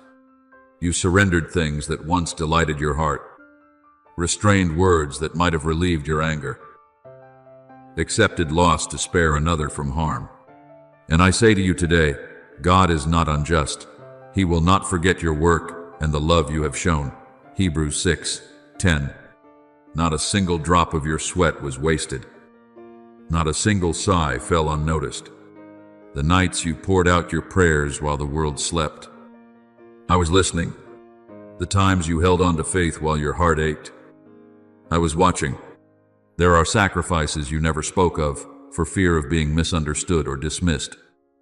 Yet I preserve them like incense rising before my throne. May my prayer be set before you like incense. Psalm 141:2. Each time you chose what was right instead of what was easy. Each time you placed righteousness above personal gain, I recorded it as evidence that your soul was maturing. You were not merely enduring, you were being shaped. I know there were moments you felt disadvantaged, as though your guarded integrity went unseen. But I saw your restraint when you could have struck back and chose not to. I saw your heart soften when it might have hardened. I saw you relinquish opportunity rather than compromise your integrity. Blessed are the pure in heart, for they shall see God. Matthew 5:8. That purity did not emerge effortlessly. It was formed through quiet and painful decisions. And I have used those very choices to fortify your spirit for the glory that lies ahead. It is not by accident that I often unveil turning points at the break of dawn. Dawn is not the blazing brightness of noon. It is the gentle transition between night and day. Light has appeared but has not yet reached its full radiance. Hope has risen but is not yet fully defined. That moment mirrors your own soul. You have passed through enough darkness to cherish the light. You have been softened through trial so that you can receive what is new without arrogance. You have learned how to wait without losing the sincerity of your heart. Weeping may endure for a night, but joy comes in the morning. Psalm 30:5. That morning does not arrive by chance. It is the fruit of a long night you faithfully endured. Remember Hannah, the woman once regarded as barren and misunderstood in the temple, as she poured out her anguish in prayer. No one comprehended her sorrow. Yet I heard her whisper in the quiet of her distress. From that hidden prayer I gave her Samuel, a prophet who would shape an entire generation. The Lord remembered her. 1 Samuel 1:19. Do you see? Prayers unknown to others can open a new season for the future. Faithfulness in the dark is always answered by me in the light. Beloved, the sacrifices you considered small have become the foundation for greater entrusted gifts. I do not bestow glory upon those who have not learned humility. I do not release a new season to a soul unrefined. You walk through the furnace without losing your tenderness.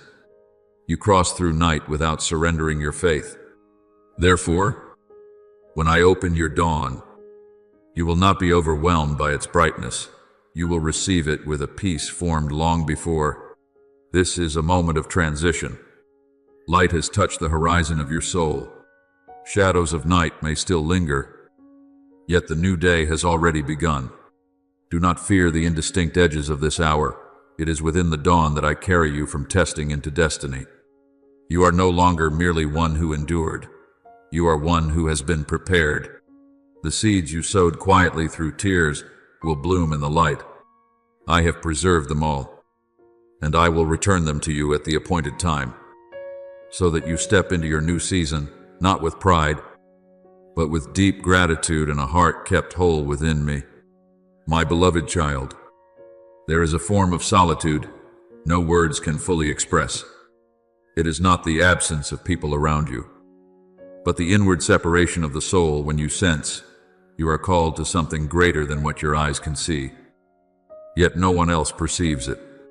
I have watched you walk through such days. You continued to smile, to work, to stand among crowds, while within you was a profound stillness. Others did not understand why you could not compromise with what was easy, why you could not settle for good enough, why you could not live an ordinary life as many do. But I understand, for it was I who placed that calling within you. Before I formed you in the womb, I knew you. Before you were born, I set you apart. Jeremiah 1:5. That setting apart always carries with it a sense of distinction.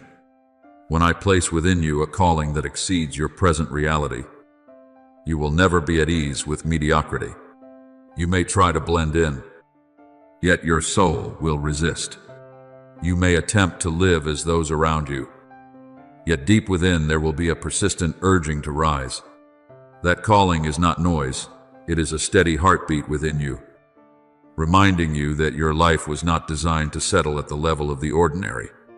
I know there were times when you questioned why you had to wait so long. Why could you not step immediately into what I promised? Why did others seem to advance more quickly while you walked through quiet circles of preparation? But, my child, what is entrusted to you cannot be handed over in an unrefined night, nor released in a light that has not yet prepared you to receive it.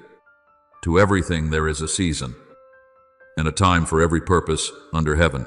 Ecclesiastes 3:1. I am not slow, I am precise. That precision may make you feel alone at times, because you are living in the space between promise and fulfillment. This calling within you will not allow compromise with what is wrong, even when compromise would be easier. It will not permit you to remain in comfort when I am urging you forward. It will not let you pretend to be ordinary when I have marked you with a different destiny. You may experience it as a burden, but I see it as a seal. No one who puts a hand to the plow and looks back is fit for the kingdom of God. Luke 9:62. Once I have placed your hand upon the plow of your calling, you no longer belong to half-hearted ways of living. There were nights when you felt out of place in the world, as though you did not fully belong anywhere. Yet that sense of displacement is evidence that your soul is oriented towards something higher. You were not created merely to exist. You were created to carry out what I have ordained. Therefore, your turning point cannot arrive casually. It must come on the appointed day, at the appointed hour, at the precise moment of dawn when night has fulfilled its purpose and light is ready to be received. Dawn is the intersection of two realities. Darkness has not completely disappeared, yet light has begun to prevail. That is the image of you. You have journeyed deeply enough through trial that you no longer fear the dark. You have learned enough lessons that you will not be overwhelmed by the light. I do not release inheritance while you are immature, nor do I withhold it once you are ready. I give when your soul is mature enough to carry glory without losing yourself. Therefore, do not interpret your solitude as evidence that you are off course. See it instead as confirmation that you are walking a path few understand, yet one I have designed. You are not forgotten among the crowd. You are set apart for preparation. And when the hour I appointed arrives, you will understand that every waiting day, every moment of feeling different, every sense of not belonging to the former place was part of my design. Beloved, I am the one who placed the calling within you, and I am also the one who will complete it. When I open your dawn, solitude will become affirmation. The silent years will become the foundation for a clear voice, and you will step into your inheritance not as one surprised, but as one long prepared, deepened in darkness, strengthened in waiting, and established in the very calling I inscribed upon your heart. My beloved child, receive my words with the gravity of something inscribed in eternity. The turning point before you will not merely redirect your path, it will elevate who you are. From that moment onward, you will no longer be perceived as one waiting for a better future. You will be recognized as one who carries an appointed inheritance. The Spirit Himself bears witness with our spirit that we are children of God. And if children, then heirs. Romans 8:16-17. You are no longer sustained by fragile hope. You walk in the identity of one who belongs to the estate. Understand this clearly. Inheritance is not a sentimental gift granted out of pity. It is the rightful portion of a son or daughter. No force can seize it. No spirit can distort it. No person can replace the position I have determined for you. What belongs to you was written into my intention before you learned to speak your own name. Blessed is the one you choose and bring near. Psalm 65:4. That choosing does not fluctuate with circumstances. It stands firm upon my decree. Through the years, I have kept your portion in the treasury of heaven, as a father reserves the finest portion for a child not yet strong enough to carry it. You may have believed you were delayed, yet you were being shielded from a weight beyond your earlier capacity. I do not release prematurely what would cause you to stagger. I wait until your soul is deep, your faith resilient, and your identity secure. Whoever is faithful in very little is also faithful in much. Luke 16:10. The days you persevered in small responsibilities were evidence that you were maturing for greater ones. I saw every step you took through testing. I watched you endure without bitterness, wait without abandoning trust, stumble without losing your sense of who you are. The furnaces you interpreted as delay were in fact reinforcement. Just as gold is refined in fire to remove impurities, I use circumstances to reveal and strengthen what is genuine within you. Your faith more precious than gold, though tested by fire. 1 Peter 1:7.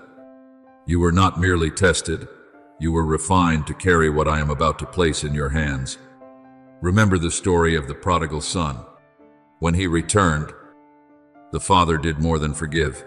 He restored the finest robe, the ring, and the sandals, signs of heirship. Bring out the best robe and put it on him. Luke 15:22. Do you see? Position is not erased by a difficult journey. What belongs to you because you are a child remains yours. Yet, there must be return, growth, and awareness of identity for that inheritance to be worn rightly. You have walked that path. You have grown through seasons of testing without losing humility. And now you are prepared to bear what has always been yours.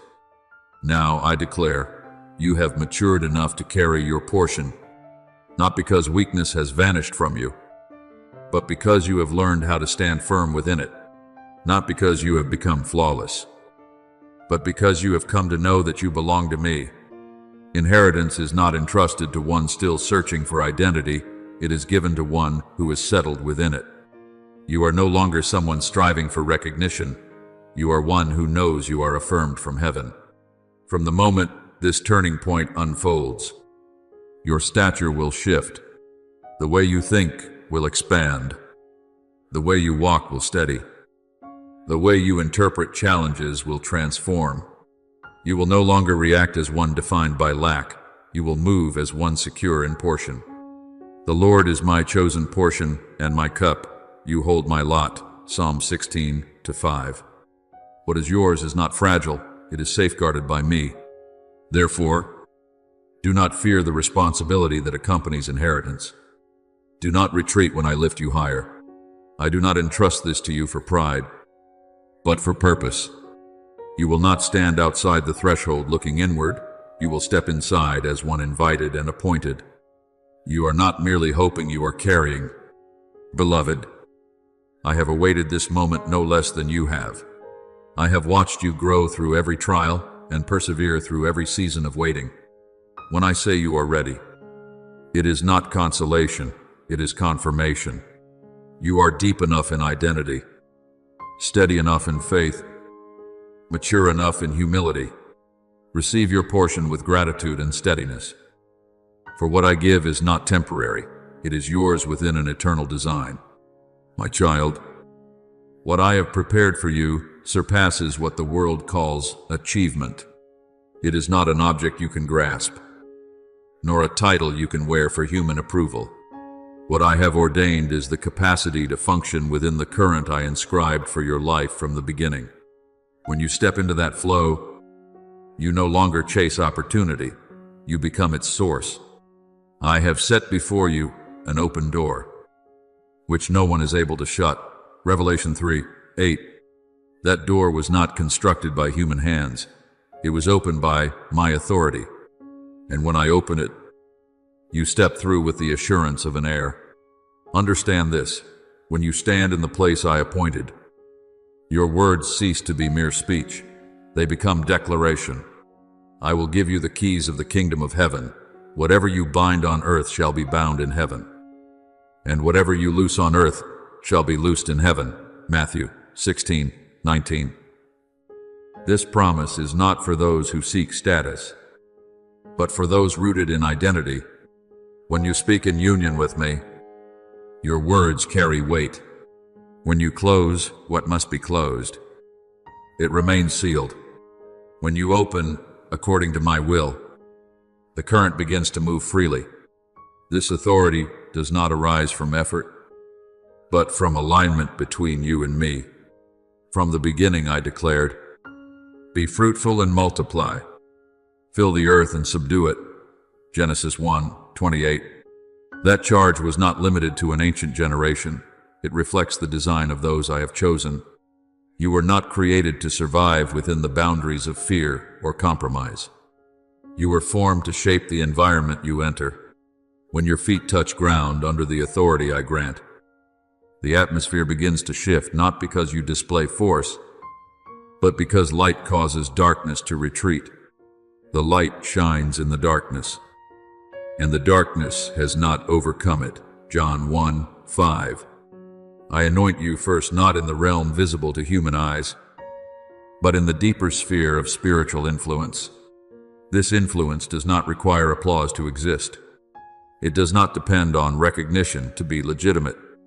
It flows from my placement of you in position. When you walk in the peace of one who knows they belong to me, your presence itself becomes a catalyst. You will notice that in certain places you enter, the atmosphere grows lighter, that wandering hearts begin to find direction simply because you are there. You will not need to raise your voice to be heard. Even your silence will carry meaning. You are the salt of the earth. You are the light of the world. Matthew 5:13-14. Salt does not need noise to preserve. Light does not need validation to shine. Remember Peter when he entered Lydda and Sharon. Scripture records that many turned to the Lord not merely because of his words, but because authority moved through his presence. Acts 9. This is evidence that when I confer authority, environments respond. You do not need to strain to generate influence.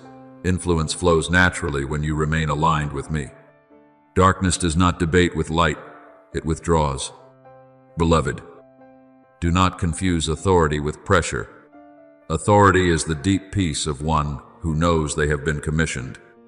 It does not coerce, threaten, or parade itself. It simply exists and operates. When you live within the current I have written for you, those who are searching will sense something within you. They may not be able to name it, but their spirits will recognize it. This is not the magnetism of personality, it is the imprint of heaven. I do not grant you authority so that you may elevate yourself. I grant it so that you may restore what has been distorted. When you step into territory I assign, you carry order into chaos, hope into confusion, light into obscurity. This is the governance I intended, not control over people, but transformation of atmosphere, not dominance by force, but influence through rightful authority. Therefore, do not strive to prove yourself. Do not chase recognition. I positioned you long before others perceived it. Walk with steadiness. Speak in unity with me. Open and close according to my guidance. And you will see environments shift not because you struggle to change them, but because I have entrusted you with the authority to function within an eternal current. This is your true inheritance, irrevocable, irreplaceable, and beyond nullification because it was established by me. My beloved child, listen to the commissioning I place upon you in this hour. I lift you into a realm of decision, no longer choices driven by fear, but confirmations born from union with me. In the previous season, you weighed each path with heaviness, hesitant at every intersection for fear of missteps, loss, or mistiming. But in this season, I place within you a certainty that does not arise from reasoning alone, but from my presence at the center of every decision. The Lord will guide you continually, Isaiah 58:11. That guidance is not noise from without, it is clarity within your mind and peace that steadies your soul. An air does not scatter in search of answers. An air walks with answers engraved in identity. You will discern which path I open and which I close, not through dramatic signs, but through a peace so deep it cannot be shaken. The peace of God will guard your hearts and your minds, Philippians 4:7. When you stand before two directions, you will no longer look as one uncertain. You will sense as one trained to recognize heaven's rhythm. You will not decide as one searching for direction, but as one confirming a path long written. Remember Solomon when he was young and faced with immense responsibility. He did not ask for wealth or fame, but for an understanding heart to govern well, 1 Kings 3. And I granted him wisdom beyond mere intellect. Do you see? Right decisions are not always the product of calculation. They emerge from connection. When I dwell at the center of your thoughts, clarity becomes natural. You will walk with confidence that is not boastful, because you know you do not decide alone. I also commission you in the realm of receiving. There was a time when you accepted small gifts with gratitude, yet deep within you questioned whether you were worthy. Your humility was sincere, but at times it carried the shadow of insecurity. I tell you now, humility is not the denial of your worth. it is the acknowledgement that your worth flows from me. Every good and perfect gift is from above, coming down from the Father of lights. James 1:17. You do not receive because you are flawless. You receive because I have chosen you. In this season, I remove from you the trembling posture of one afraid to grow too quickly. I replace it with the stance of an heir who knows their portion has been secured. An heir does not flinch when entrusted. They extend their hands and receive, not from pride, but from understanding, identity. Just as a father places a ring and robe upon his returning son, Luke 15. The inheritance is rooted not in performance, but in relationship.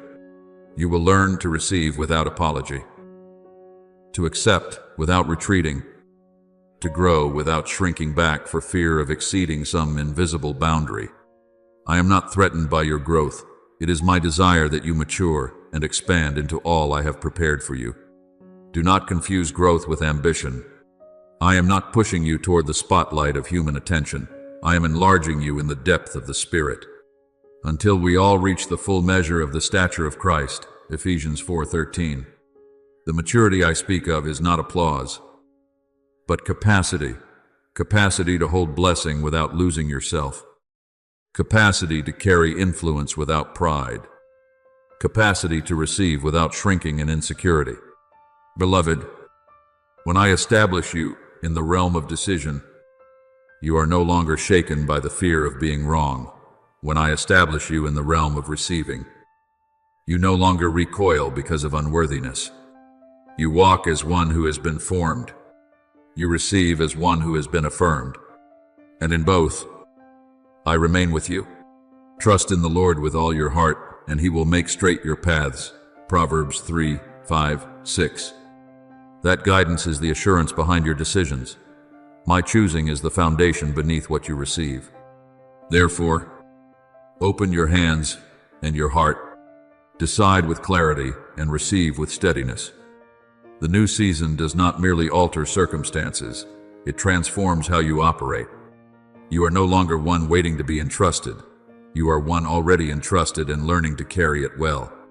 And I rejoice to see you grow not in the gaze of the world, but in the depths of heaven, my beloved child. Now I place upon you another commissioning, the realm of stepping into position.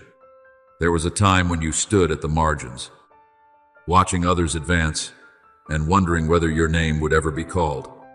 You once waited for permission, sought approval from voices that carried no authority from me. But I declare that season has passed. You no longer stand beside your portion, you stand within it. The Lord makes firm the steps of the righteous and delights in their way. Psalm 37:23. When I establish your steps, you do not require additional validation from places I have not authorized. Understand this clearly. Stepping into position is not arrogance, it is awareness. Arrogance lifts itself up. You simply move with my lifting hand.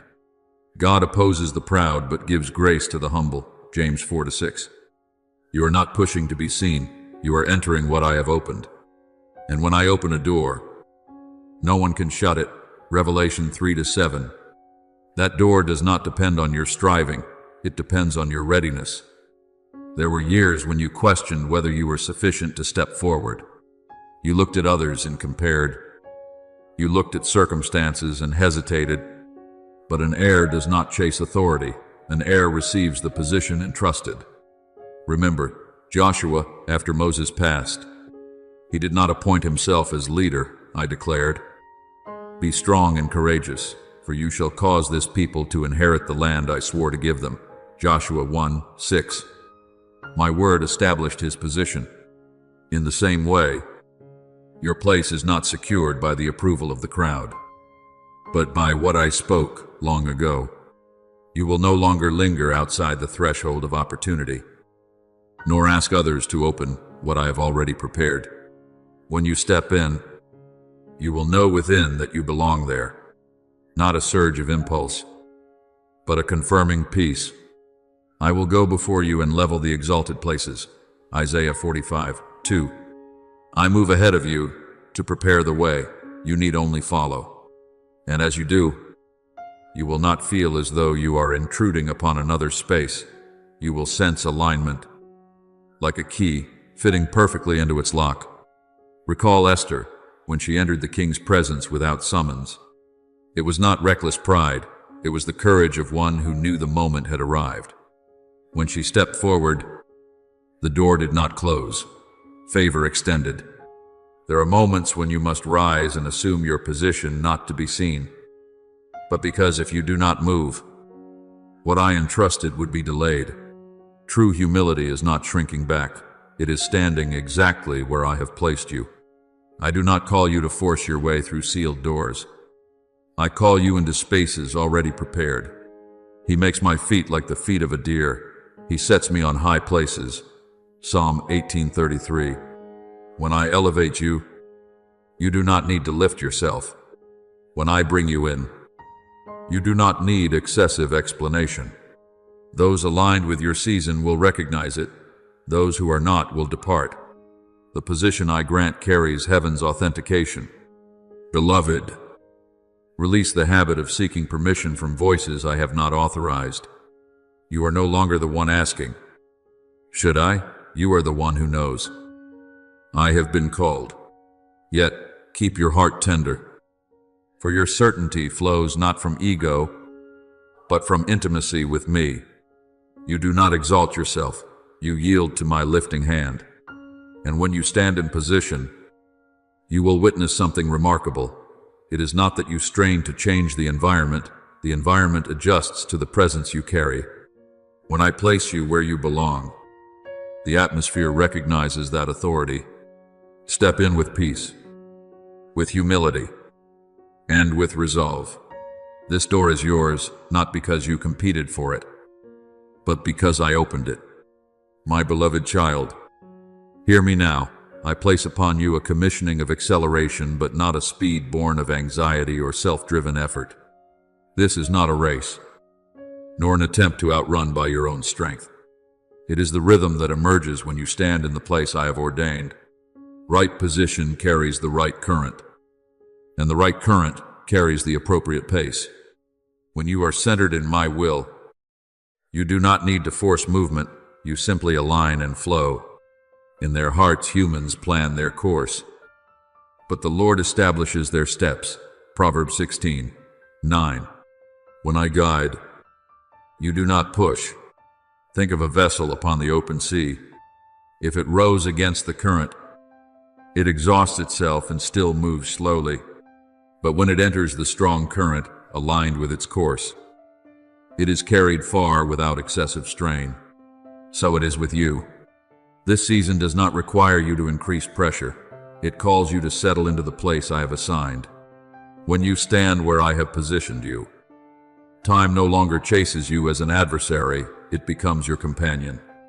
He has made everything beautiful in its time. Ecclesiastes 3:11.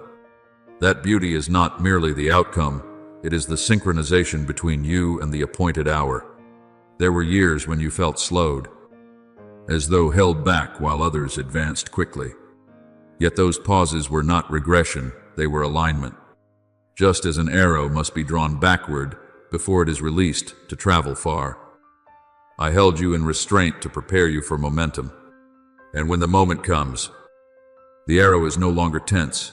It flies along its ordained trajectory. Those who wait upon the Lord shall renew their strength. They shall soar on wings like eagles.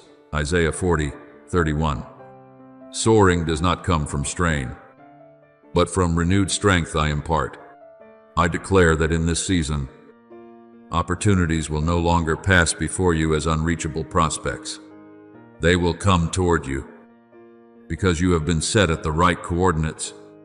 Doors once sealed will open not because you knocked harder, but because you have arrived at the appointed time. What once felt heavy will grow lighter, for you are no longer bearing it alone. My yoke is easy and my burden is light. Matthew 11:30. When you walk with me, the nature of the burden changes. You will notice that what once seemed distant is drawn near. What once moved slowly begins to quicken. not because you are running faster, but because the current has shifted. Remember Peter, who labored through the night without catching anything.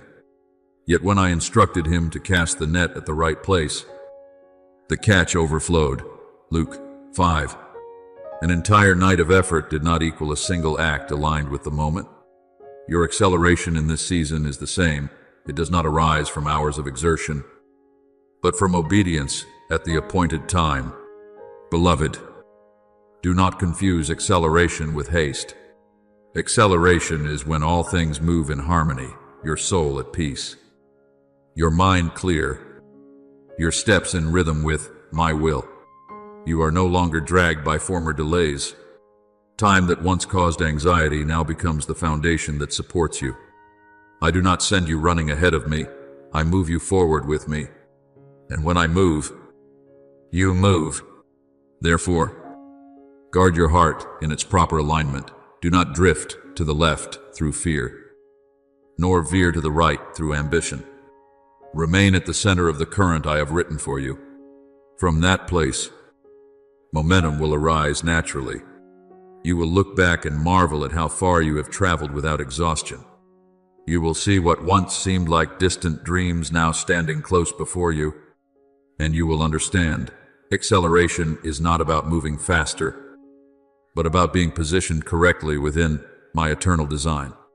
My beloved child, now I place upon you the final seal, the realm of legacy. You no longer walk only for the present day, nor merely toward immediate goals. Your life is woven into a tapestry broader than your sight can comprehend.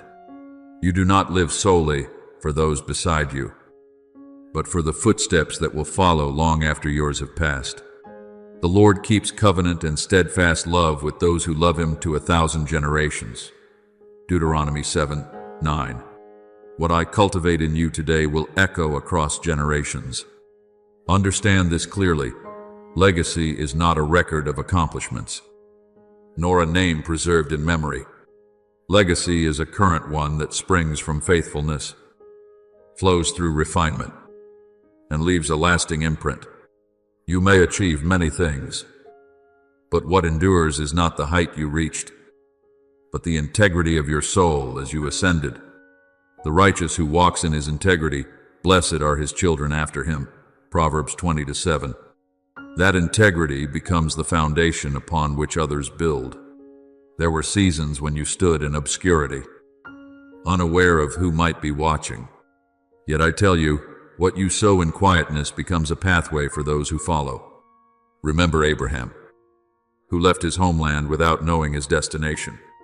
He walked by faith, and that obedience became the foundation of a nation. Abraham believed God, and it was credited to him as righteousness. Romans 4:3.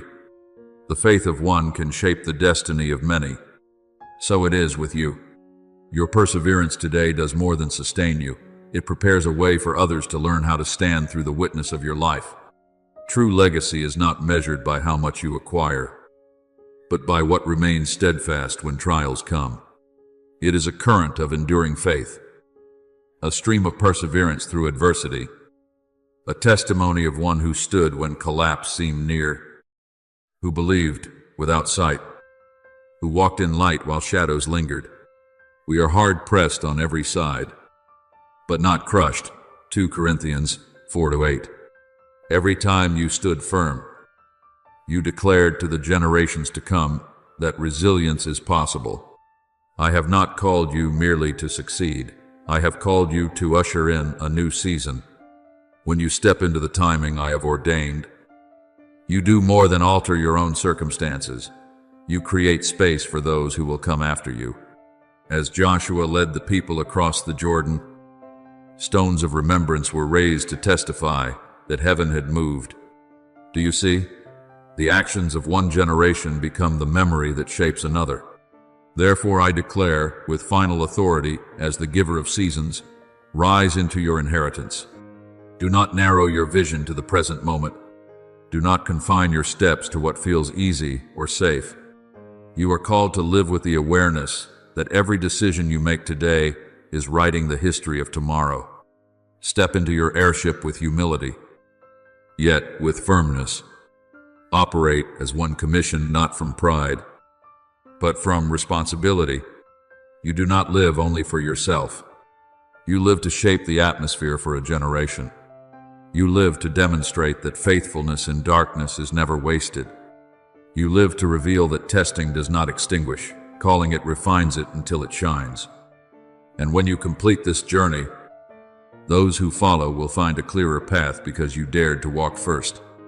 So, my beloved, live as one appointed to shift seasons. Believe as one who knows they do not walk alone.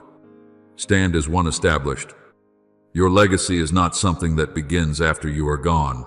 It begins today, in every step you choose, in every word you release, in every decision you hold steady.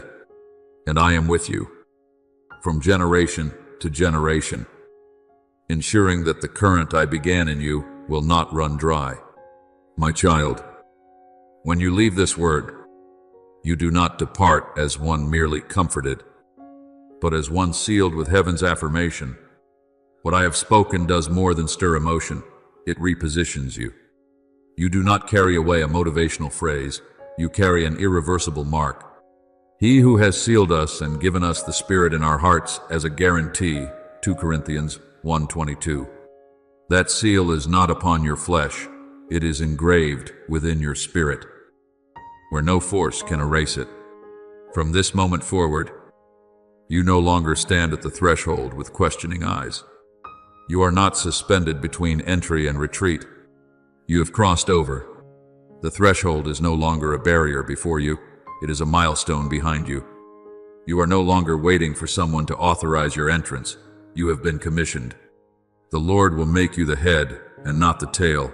You shall be above only, and not beneath. Deuteronomy 28:13. This does not speak of social rank. It speaks of spiritual establishment. You have been placed within your portion, and that placement does not depend on the world's consent. You are no longer one who seeks permission from voices that hold no authority over your life. You no longer knock in fear, nor do you ask for validation from those who were never entrusted with confirming you. I have commissioned you, and when I commission, legitimacy is established from eternity. All authority in heaven and on earth has been given to me, Matthew 28:18. And from that authority I send you. You are not self-appointed, you are sent. Therefore, walk with a strong and anchored peace, not a fragile peace shaped by circumstance, but the peace of one who knows they have been positioned correctly. Your steps are no longer hesitant, they are steady, like one who has seen the map from above. You do not need to keep turning back to check whether you stand in the right place. You know, and that knowing carries the weight of authority. Do not fear if the coming days carry challenge. Trial does not have the power to overturn what I have established. Winds may rise, but your roots have been driven deep. Voices of doubt may sound, but the seal I have placed within you resounds louder. Nothing can reverse what has been spoken from my throne. For I know the plans I have for you, plans for peace and not for harm. Jeremiah 29:11. That intention is not altered by human reaction. My beloved, step out from this word as one bearing the responsibility of being positioned. Do not bow your head in fear, nor lift it in pride, but walk in humility, filled with certainty. You have been placed into your portion. You have crossed the threshold. You have received the commission. From here forward, every step you take will no longer be exploratory, but confirmatory, affirming what was written for you before the dawn of creation. And now, before you continue in the seal of legacy I have set upon your life, incline your heart deeply and let your inner voice rise like incense in the holy place. Open your soul before me with complete sincerity, offering yourself wholly in prayer without concealment. Almighty God, you who inscribed destiny before the first light of my life, I ask that you strengthen my heart to carry the weight of one called into inheritance. Do not allow me to live carelessly in days of ease. nor to withdraw when trials arise. But grant me a spirit steadfast as a pillar within your temple, so that generations to come may look upon my life and find an unshakable foundation. Teach me to remain conscious that every step I take today engraves the future of those yet unborn, so that I will never despise quiet faithfulness. For it is in hidden places that you are building a current that will endure. Eternal Father, I also pray that you would refine the motives within me, so that what I leave behind is not mingled with the pursuit of reputation, but purified by love and reverent awe. Let my words carry life, my decisions carry light, and my actions reflect your radiance. Make me a bridge between promise and fulfillment, so that those who follow will not have to grope through darkness, but may walk upon a path illuminated by a life of faithfulness. Keep my soul tender before your leading, yet resilient under pressure. Let me not lose humility when I am lifted up, nor lose courage when I must stand alone. O you who appoint seasons and turn the times, grant me spiritual sight to discern the moments of your movement, so that I will not fall out of rhythm in decisive hours, nor miss the openings that shape generations. Teach me not to live only for the present, but to remember that every choice today is writing a chapter for tomorrow. Plant within me a steadfast faith that holds firm in obscurity, so that when those who come after look back, they will see a life that trusted you to the end. Enable me to stand firm in testing, not to display my own strength, but to testify that your grace is sufficient in every circumstance. Lord of life, I lift this petition before you.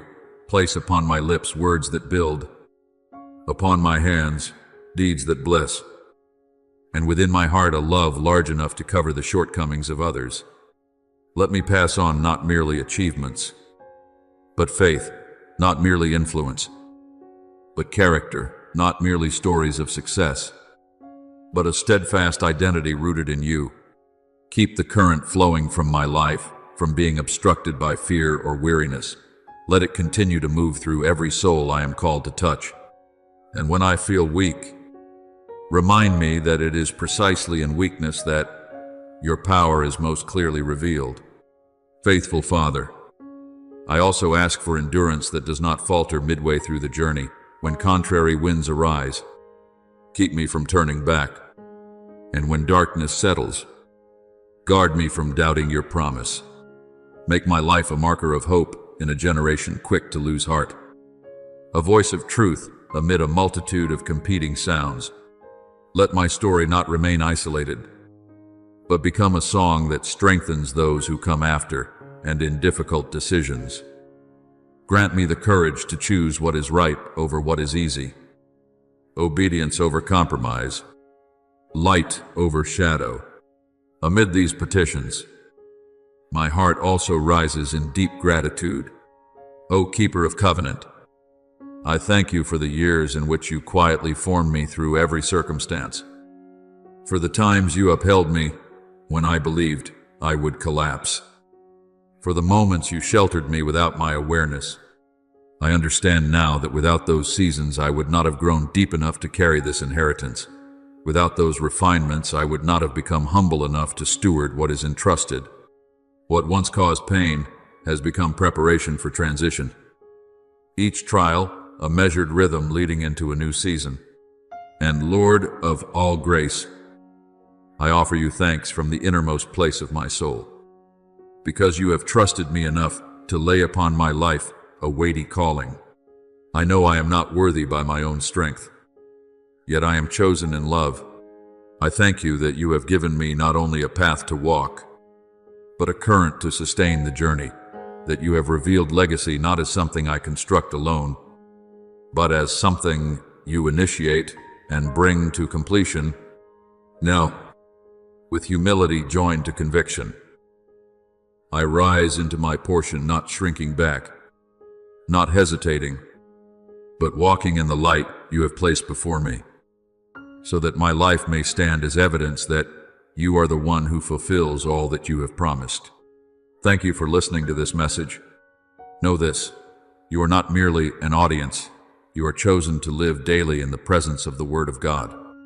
Do not forget to subscribe and turn on the notification bell so you will not miss any spiritual message. Amen.